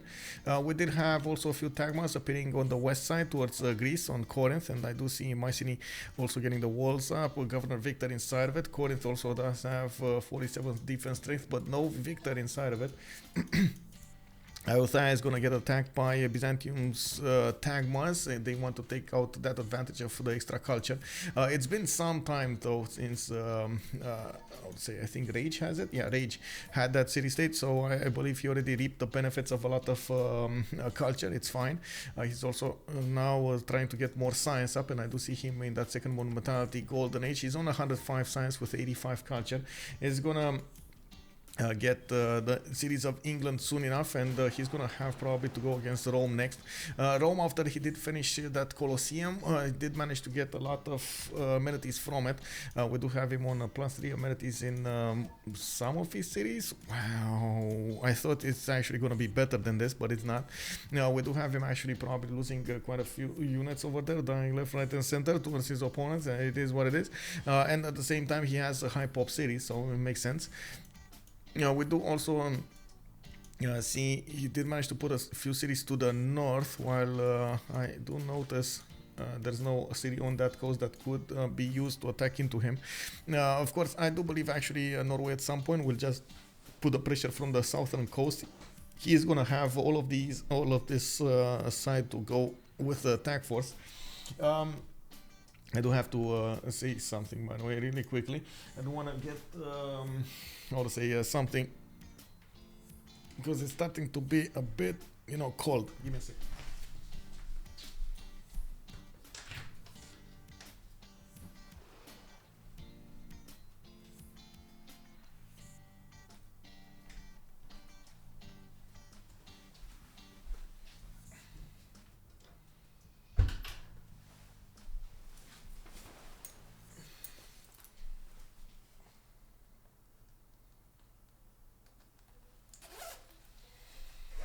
Okay, there we go. Okay, I was checking the chat. Let's see what happened here with England. Well, I do see he did settle Portsmouth, and it is a decent ways away from his main city. So he did also go for another settle somewhere in the south here. I don't know where though. Didn't he have one? Oh yeah, there we go. He's going towards La Venta, towards the north of La Venta.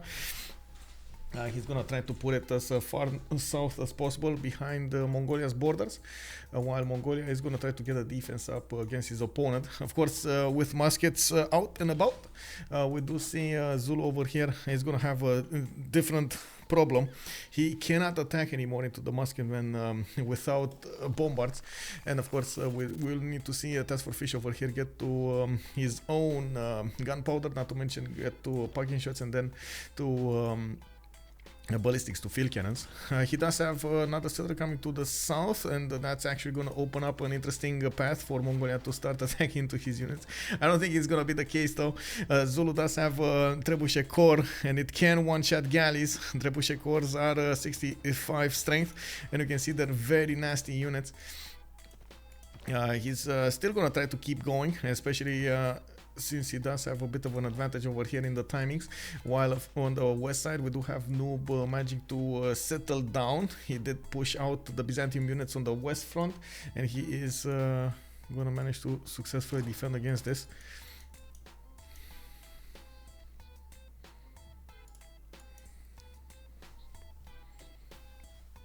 Give me a second. There we go. Needed to check something. We got harbor shipping projects coming up from Rome. Maybe there is an interesting admiral to take. Looks like Rome is going to get the next one. Ferdinand Magellan. He's going to get a free copy of a luxury resource and some extra gold. Very nice, actually. The gold is at the premium at this point.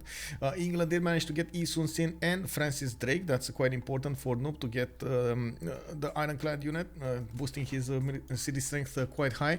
And at the same time, getting a free privateer. Not bad. Not bad. It's not like he actually has what to use his fleet from against, but he can definitely use the extra strength in the cities if necessary.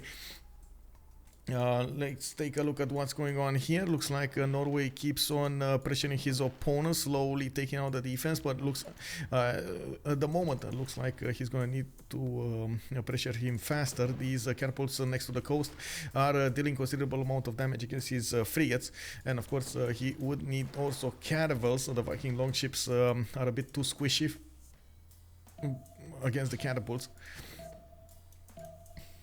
The big fish is back, and he has come to destroy. Yes. Wiggle, wiggle, wiggle. We got Fish over here with the MP Corps getting the echelon promotion against Cav units. Interesting. He's putting as much damage as possible against his opponent. And oh my god, he did just pressure that into oblivion. Of course, Fish is unfortunately going to need to go against the line infantry, and those are a bit too strong for these MP Corps. While he is trying to get up close and personal with the cities of Mongolia. The thing here is, even if yes, we do have a few line infantry units coming up from Mongolia, he's going to need to put a lot of them in production, and by the time he does that, he's just going to get more and more of these MP Corps just pillaging his tiles, getting some it's other units killed and so on. It's gonna be quite important for the crossbows to also get onto the front line there. You can see how much damage they can do even against the line infantry units. This is gonna be quite interesting. Now Fish is gonna actually settle next to the mountains on the 2-1 tile, so he doesn't actually give too many attack vectors for these Mongolian galleys. Even if they're galleys, they're still nasty units to take out. You don't want to give them opportunities. We see also Rage getting a few berserkers here. Looks like he did manage to breach the defenses finally of England, taking down more and more units. While of course with the frigates he has on the back line, he's going to need to go faster on the front line and deal as much damage as possible against these English cities. We do have him with Viking longships there. He just got another settler. Very important, by the way. He is settling as much as possible alongside this and trying to get the sim in his cities, using as much as possible his Monumentality Golden Age, remaining Monumentality Golden Age to buy out Faith, with Faith the builders, the settlers, and of course upgrade his lands. Yeah, we do have him now working on Stavager. He did connect his economy with Rage. Rage, oh, that's perfect. By the way, Rage did get a harbor on the west side. Khornie did get a harbor on the west side that allows him to connect his economy with Norway. And you can see now they're starting to get a decent amount of gold going. 99, 42, and 69, while Khornie did start to balance out. Unfortunately for Khornie, he doesn't have a really big advantage against his opponent here, JackTheRipper, when it comes to science and I guess stats. In the total tab he does. We do have Khornie almost double.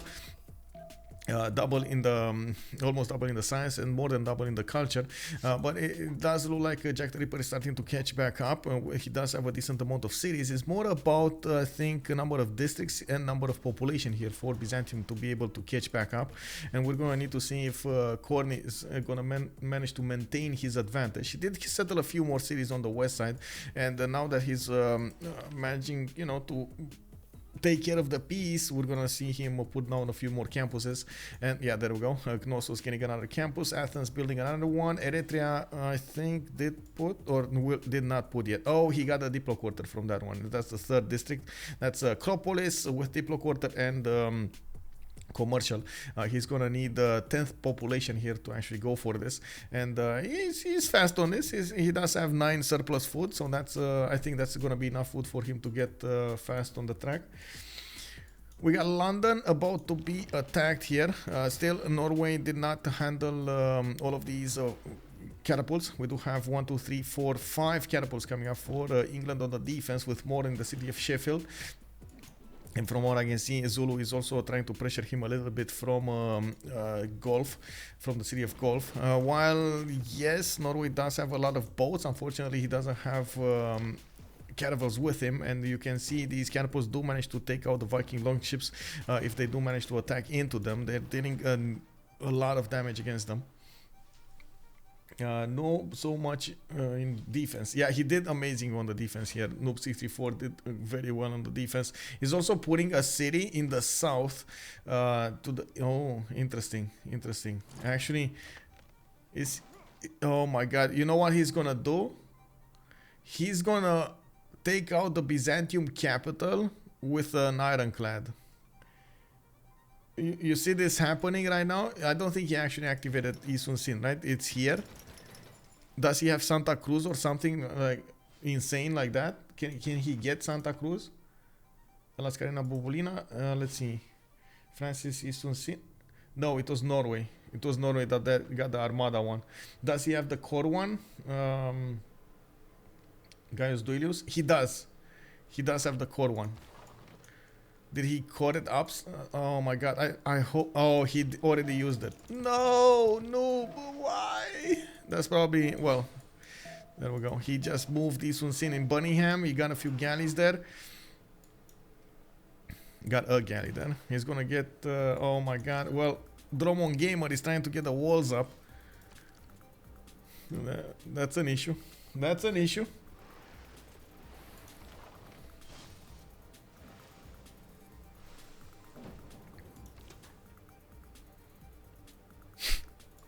Not enough strength though. Oh.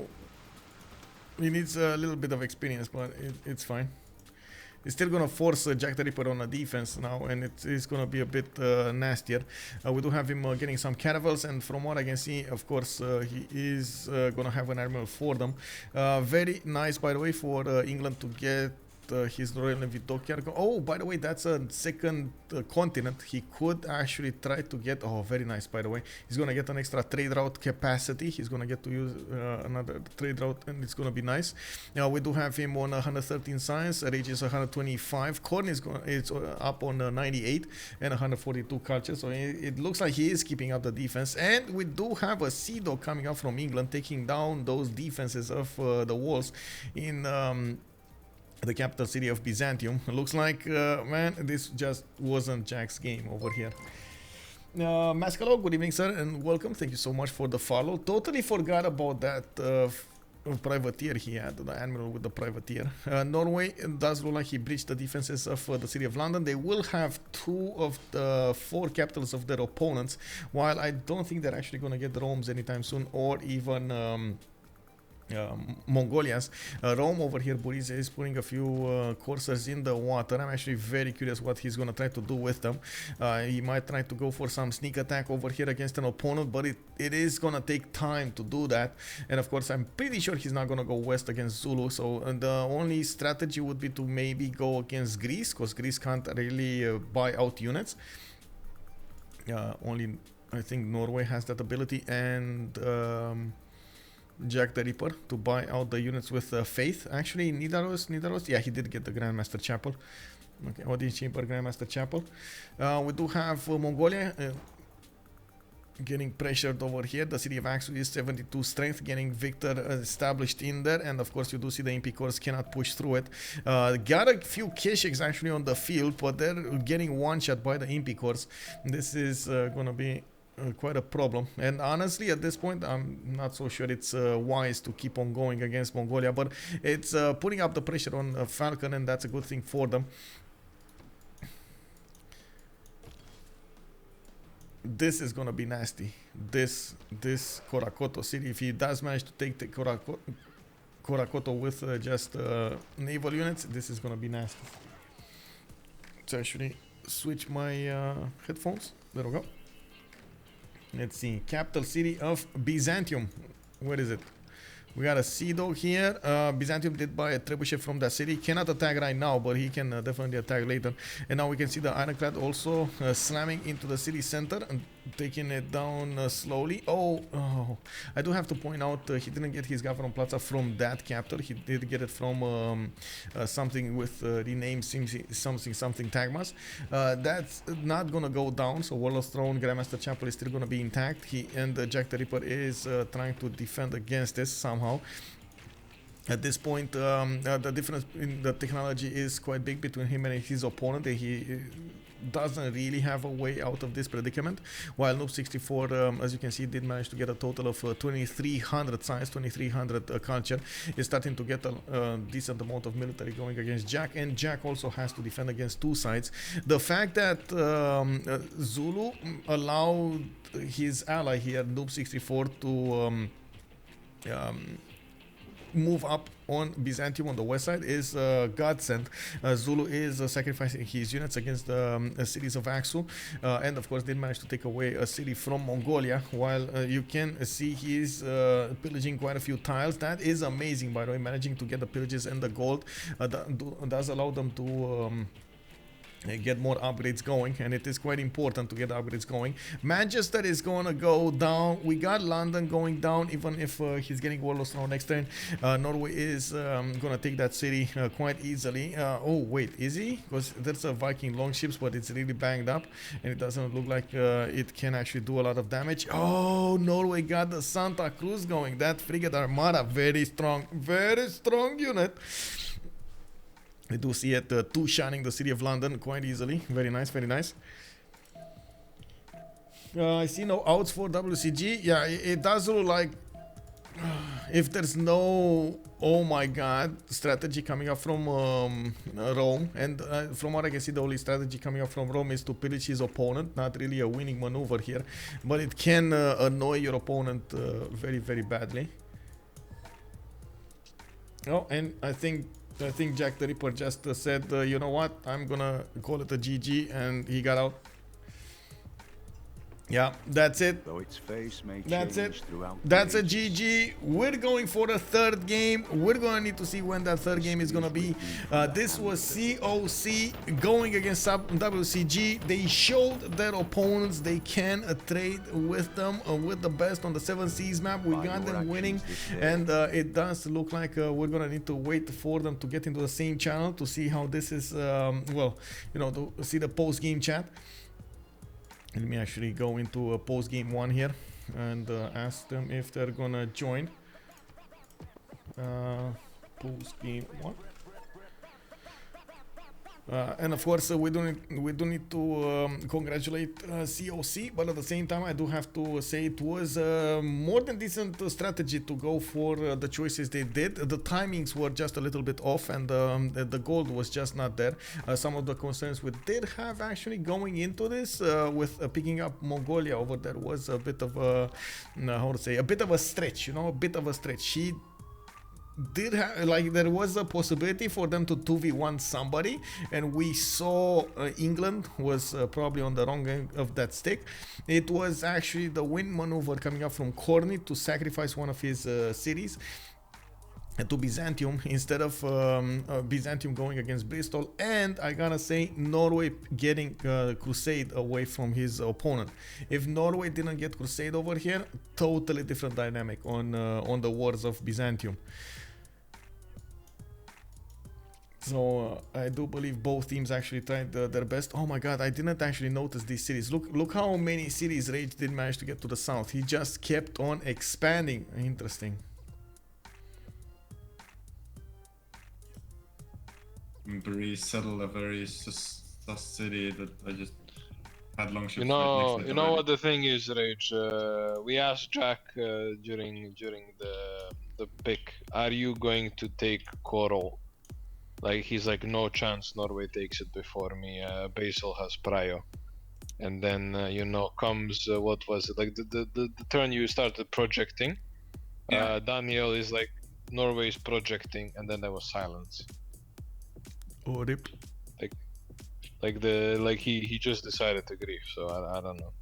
Wait, when did he start projecting? Like a turn after? Or He doesn't project. He expected him to get it naturally faster than you. What? Yeah, That's he did projecting?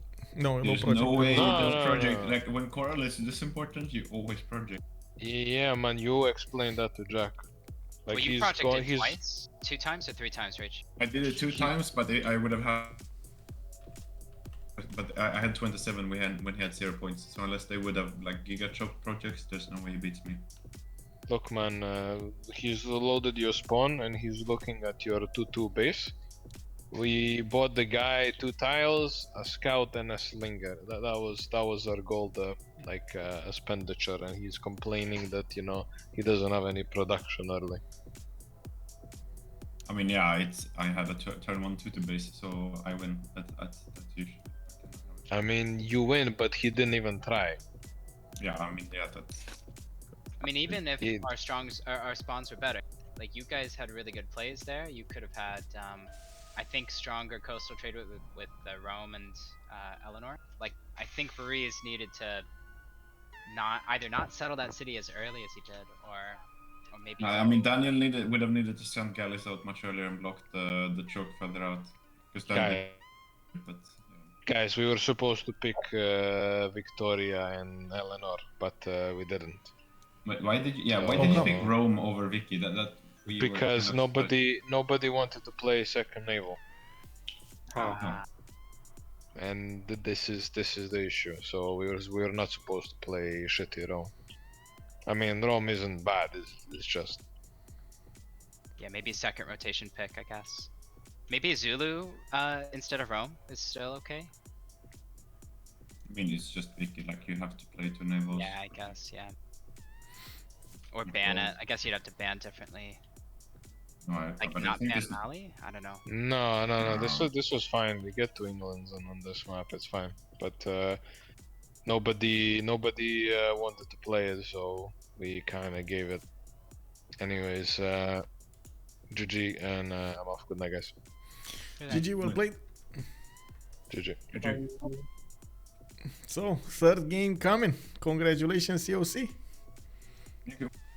Oh, I got a big question. How do I pronounce CoC? Just the way you don't want to pronounce it. I really? also said CoC.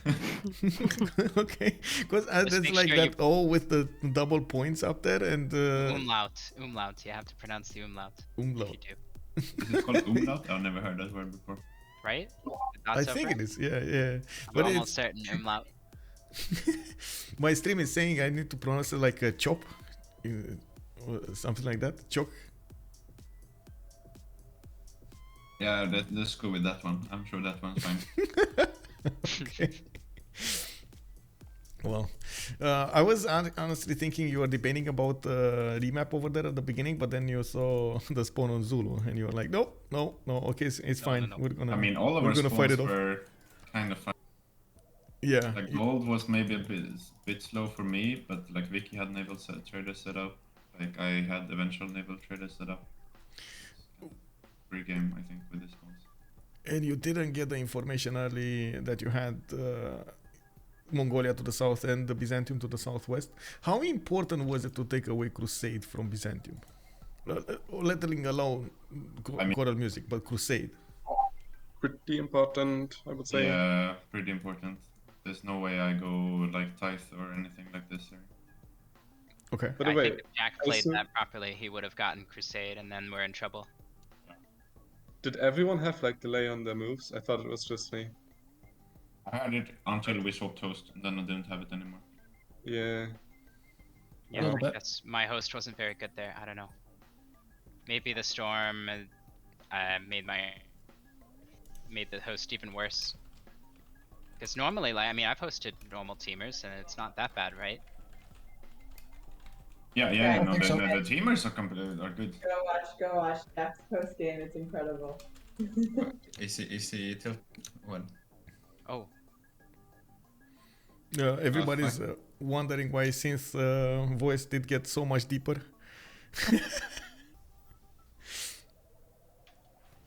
Testosterone treatment overnight.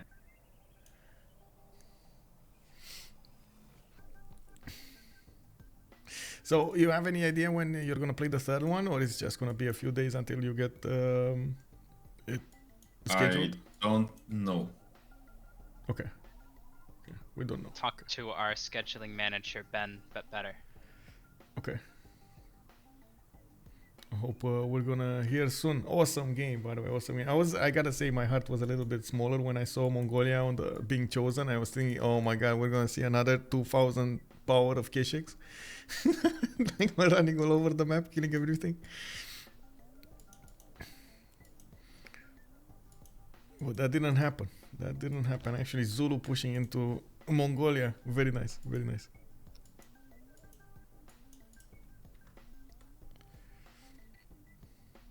I think he needed to be spawning like near Norway, or like I guess he was next to Vicky, but I could intercept him. Like the distance wasn't that close. But I think the only way Mongolia works with our like the way the picks and bans went, like we pick Gorgo, we pick Zulu, and then he picks Mongolia, so he has to be like next to Norway or Vicky here to make that actually like good. Yeah. He did put off his attack a lot of turns because he was one of the two ones that were getting the gold on the team, and the second he started getting an army out, there was no more gold on the team. So. Yeah. Like if this was Kree in his spot, then maybe his team has like so much gold, or they can buy out of the position, or I don't know, like a better simming civ maybe. Yeah. Well, they I don't went know. for I the mean, aggression. I love Mongolia, so I'm just curious, like what made him decide it. I'll have to ask him later, I guess. Yeah. Oh, another big question about Fire Goddess. I see it so rarely picked. I wanna ask over here. First of all, was it worth it to pick it? Yes. I mean, like all the good pantheons were gone. There was only Fire Goddess, and I mean, if it didn't explode, I would have picked it obviously. But it exploded, and I had like giga tiles that gave. Yeah, you I don't know, were getting maybe- like 33 or something faith from it.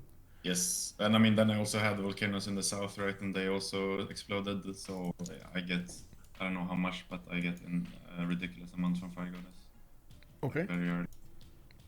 There is an open discussion about Fire Goddess on Primordial, and some think it is a bit too much with the 3 extra faith, that it can give you a win on Primordial. Do you think that's true? I don't know. I haven't played Primordial in a really long time, so I don't know. But Yeah. I mean, maybe just ban the Pantheon on Primordial, because if there's volcanoes everywhere, it's kind of broken. Just ban Primordial. Yeah, that's also a solution. And Primordial. Yeah. A question from the stream on for fish here. How are your fingers feeling? Because you are clicking on so many fronts. I could just fortify and choose when I'm attacking, so it didn't really like my first moving didn't really have to be everywhere. because they can't attack into cores. So Yeah. it's just like when I want to attack, and it kind of sucks for them, I guess. But that's the Civ. I don't That know, was the horses his knights early. were dying against your impi cores. Yeah, Falcon was really struggling to fight anything I had over there. I was more disappointed that I think I probably built a few too many horses and then let my stats fall. Should have built more cities south, I guess. But I wanted to make Dan a lot more Irel. Well, to But be I fair, think he just needed to get like 4 swords and he was fine. So I don't know. he did go a little bit crazy when he saw those units coming against him. He did try to get as much as possible, as much defense as possible. So those 4 or 5 horses that you did get got the result you were wanting. Yep, it's just a bit tilting for him, I'm sure, because it's like I just do the normal general into horses after a few settlers, and it's still really fast because I have all that free science, right? So it doesn't, it feels really unfair that I can do this. I gotta So, I say, mean, Mongolia did have more stats than everybody here. Like, you barely caught up with production around turn 50 or 60. Mongolia had an amazing start at the beginning. Was he Magnus Internals? Yeah, Magnus internals, a lot of food. Like, he had around like 80 more food than you, and not to mention a decent amount, like 20-25% more production than you. Wow, yeah, I need to see his spawn. Yeah, thought he I had got 3 horses and a builder. I don't know if he built it or get it in a hut, but he had 3 horses worked quickly. Yeah. And a god of craftsman. Wow. Pretty good tempo. Yeah, it's pretty easy to get absorbed in your own great spawn, but like we should realize, you know, the other team kept their map for a reason, so they're gonna have good spawns too. At least enough to play it, right? So. Oh, you should see the bully of Byzantium from Preslav. I don't know if you actually saw it. We were watching, yeah. Oh, we okay. saw it was we Wow. knew that he was getting pressured, and then I Sussed it after. I should have Sussed it sooner. I couldn't, but I tried to, but yeah. They Yes, had, one turn. One turn. One more turn. Yeah, I couldn't. Yes, one man turn and it was done. I got. We saw military training one turn and his APs at the same moment. Mhm. I tried, but we knew. Yeah. We were. Khornie was really watching that really well. So and I was like, yeah, Red City State, sign me up. I want to And see that. he declared to take a builder, but he didn't manage to take it back to his cities. Yeah. The city state took it back. Wow. So he just got griefed. nothing He in tried bonus. he tried to grief the city state, and the city state griefed him back. Yeah. It was good. Like I Sussed it, and it did. I got to see that it stressed him out a lot. And then I was still able to take Rapa Nui, so that was at least. I think it put. I don't know if it put much pressure on Falcon, but I think he tried to kill it, but it got walls, so that's good. Oh, okay. And then I think it put his units out of position because whatever he sent to Rapa Nui. And then maybe this push was a little bit more effective because of it. Oh, I I have just a question remembered. for Khornie, if you're still here. I saw you maybe listening. No? Hello, hello. Sorry. Hello. I'm wondering why you settled over the mountains from to Byzantium. And Yeah, I don't know. okay. Good question. For me, I think it was a good plan, but you had to do a lot of army, like a real push, and don't try to sim. Or if you want to sim, just keep your unit and cities in the good side of the mountains. To game plan at the same time and get a bit finished. I think it's yeah. I mean, obviously, I could have done more to defend that city, but I think it's good either way. Because if all of this goes to Noob at the start, I think he has way more of a problem than we thought was the hoplites.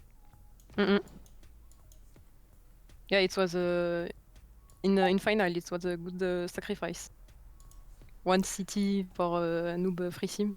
I mean, this could have obviously went a lot better as well, though. A follow-up question on that: did you want to discover pikemen, or was that like we forgot about it? No, I wanted to. Okay. Well, why? You think it's bad? I mean, it's +9, I would say, over the hoplites, no?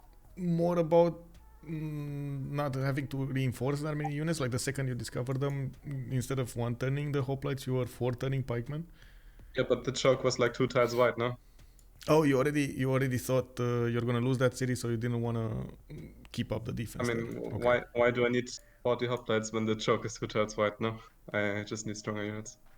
I think. Okay. So you gave up on the city long before. Okay, I see. Makes sense. It was boosted. Yep. I was really impressed with our Diplo favor actually. Like we had more than double their Diplo favor. Did any of them build a Diplo quarter? Did any of them like get really slow to alliances? Like is that why you guys were watching? You did the Diplo quarter turn 30. Yeah. Yeah. Pretty early. You're the first one. I think that is the principal reason of why you have a lot of favors. But obviously, Jack didn't do Diplo quarter, and I think Falcon and Burrize were a bit late on it. Okay. And obviously England didn't do it. So but, like mine was mine would explain like 40 favor, but we had like what did we have, like 400 favor to their 160. Yeah, 160. So that's huge, right? Like that's way. I mean, we just had really early city states, all of us. I think yes, that's true too. Wait, did they get boost for political? No, but we had all of us had each of us had one city state each. They had 0 city states for like almost all of before first Congress. Yeah. Right. Okay. That makes just a huge difference if you do it early. Like honestly, choosing a shit CS early just to get the points is kind of worth. Because no one's gonna contest you then.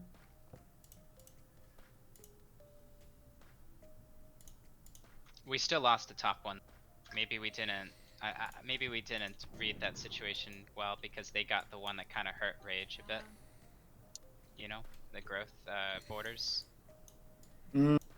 Yeah, I mean that one is a bit like now we start to make gold because now I can actually finally send like 12 gold traders. So then the gold situation should stabilize and I can just buy the tiles I need. And like honestly, I have most of the tiles already in my main cities, so my expands are. I would have to buy them there anyways because they grow too slow. Okay. So it like I mean no, it's gonna cost us what like maybe 500 gold, but that's fine I think. Compared to just winning the other two. So we still feel really good about how it went then? Yes. Okay, cool. I'm okay with it too, I guess. I mean it's kind of an unlosable position from here on out now. Like Daniel's dead, Falcon's a rel at this point, not a rel, but like Rome's Rome can't do anything. I mean I would maybe just settle on Rome's coast and chop out some units later, because I have that option as well. Or I can just land from the south as well, like he's just screwed here eventually. So wait, Noob has Birmingham 3 boats in the water and he still hasn't finished his harbor. What? Wait, he had Hano and he had the one, Francis Drake. Oh, I love it. And then I thought it was just the ironclad. Yeah, and then he just chopped out. I think he just chopped out the privateer, and now he's chopping the harbor, so he gets a second privateer for the walls. I mean, honestly, he had the admiral for the privateer also. Oh yeah, the admiral for so he's just chopping so he gets a second one from the chop then. Like that's 3 unit instantly. It's gonna be insane. Or 4 units instantly, pretty much. If he had Santa Cruz though, the ironclad armada would have been amazing. Yeah, you but got that it. one was. I mean, he had to pass that one because otherwise he would maybe give the Ironclad. Yeah. Do that. It's also more impactful on Rage because that means he can Yeah. battleship Armada and clear out Rome. Yeah. I was wondering about the lack of caravels on you, by the way. I mean, like, there's no need for them because I to get through, I kind of need frigates anyways. So I just I mean, obviously they're stronger than longships, but I don't really need the longships. I just need frigates because he's just all walls and catapults anyways, right? Yeah. Like he can't upgrade to.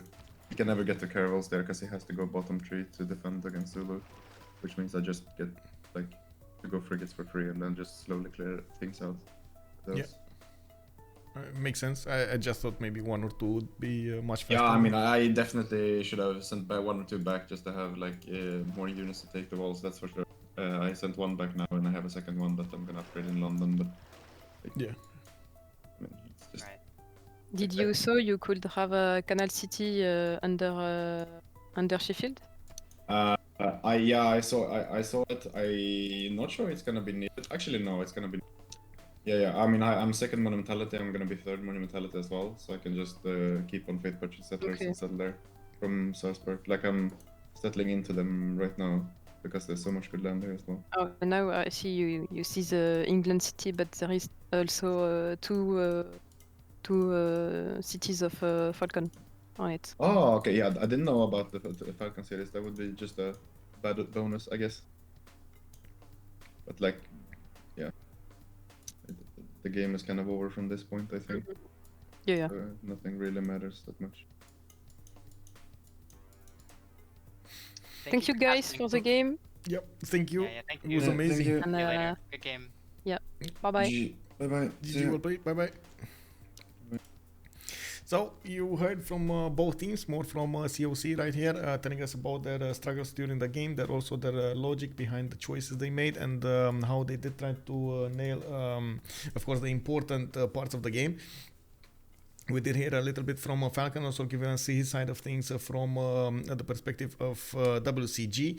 Their also struggles and also their wants and needs. They did have a different plan, couldn't put that plan into action, and it looks like at the end it did end up to be a CoC getting the victory over here. In the second game coming up in this best of 3 series, we're gonna see when the next game will be scheduled, and we're gonna try. I'm gonna try to get extreme. I'm not sure. Of course, it depends on the schedule, it depends on the program, and so on and so forth. We're gonna need to take a look when that's gonna be. In the meantime, thank you so much for coming by, and I do hope you enjoy the show here. I also think if you're coming up from YouTube, you're going to want to give it a thumbs up, hopefully. And we're going to see each other in the live stream on twitch.tv/OnSpotTV. I do hope at the same time you're going to subscribe to the YouTube channel so you get all of the notifications of the games over there. And we can see each other on Discord for my schedule. I do keep an updated schedule as much as possible on my Discord over here. You can actually see it in the upcoming games. I do try to keep as much as possible on a weekly basis. This week was a little bit off because I do have a few things to go for, including my mom's birthday and my own birthday, and that's why I only got to stream 3 games instead of my usual 5 or 6 games. But I'm gonna start to catch up in 2 weeks from now. Again, a lot of things that need to be done on the CWC and so on and so forth, and I'm gonna try to disconnect myself totally next week, so I get the energy that I need for the next few months. It's definitely going to be quite a marathon of Civilization 6 games. I do hope, of course, we're going to see each other soon, and I do hope we're going to have some fun in the next streams. Thank you so much, Linda. Thank you. And of course, have fun, everybody, with some Civilization 6 games. Let's see each other in the next streams. I'm off. Bye-bye.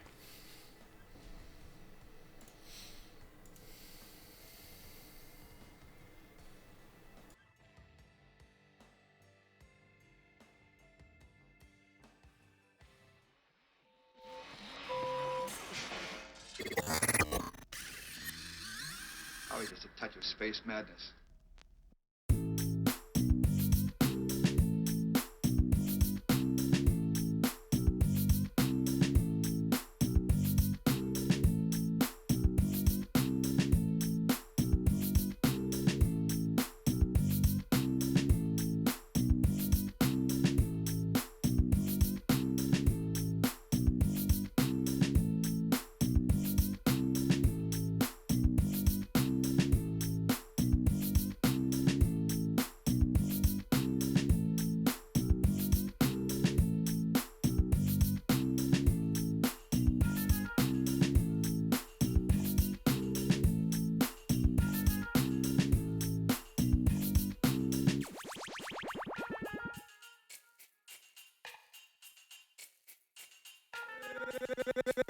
Rise the boogie.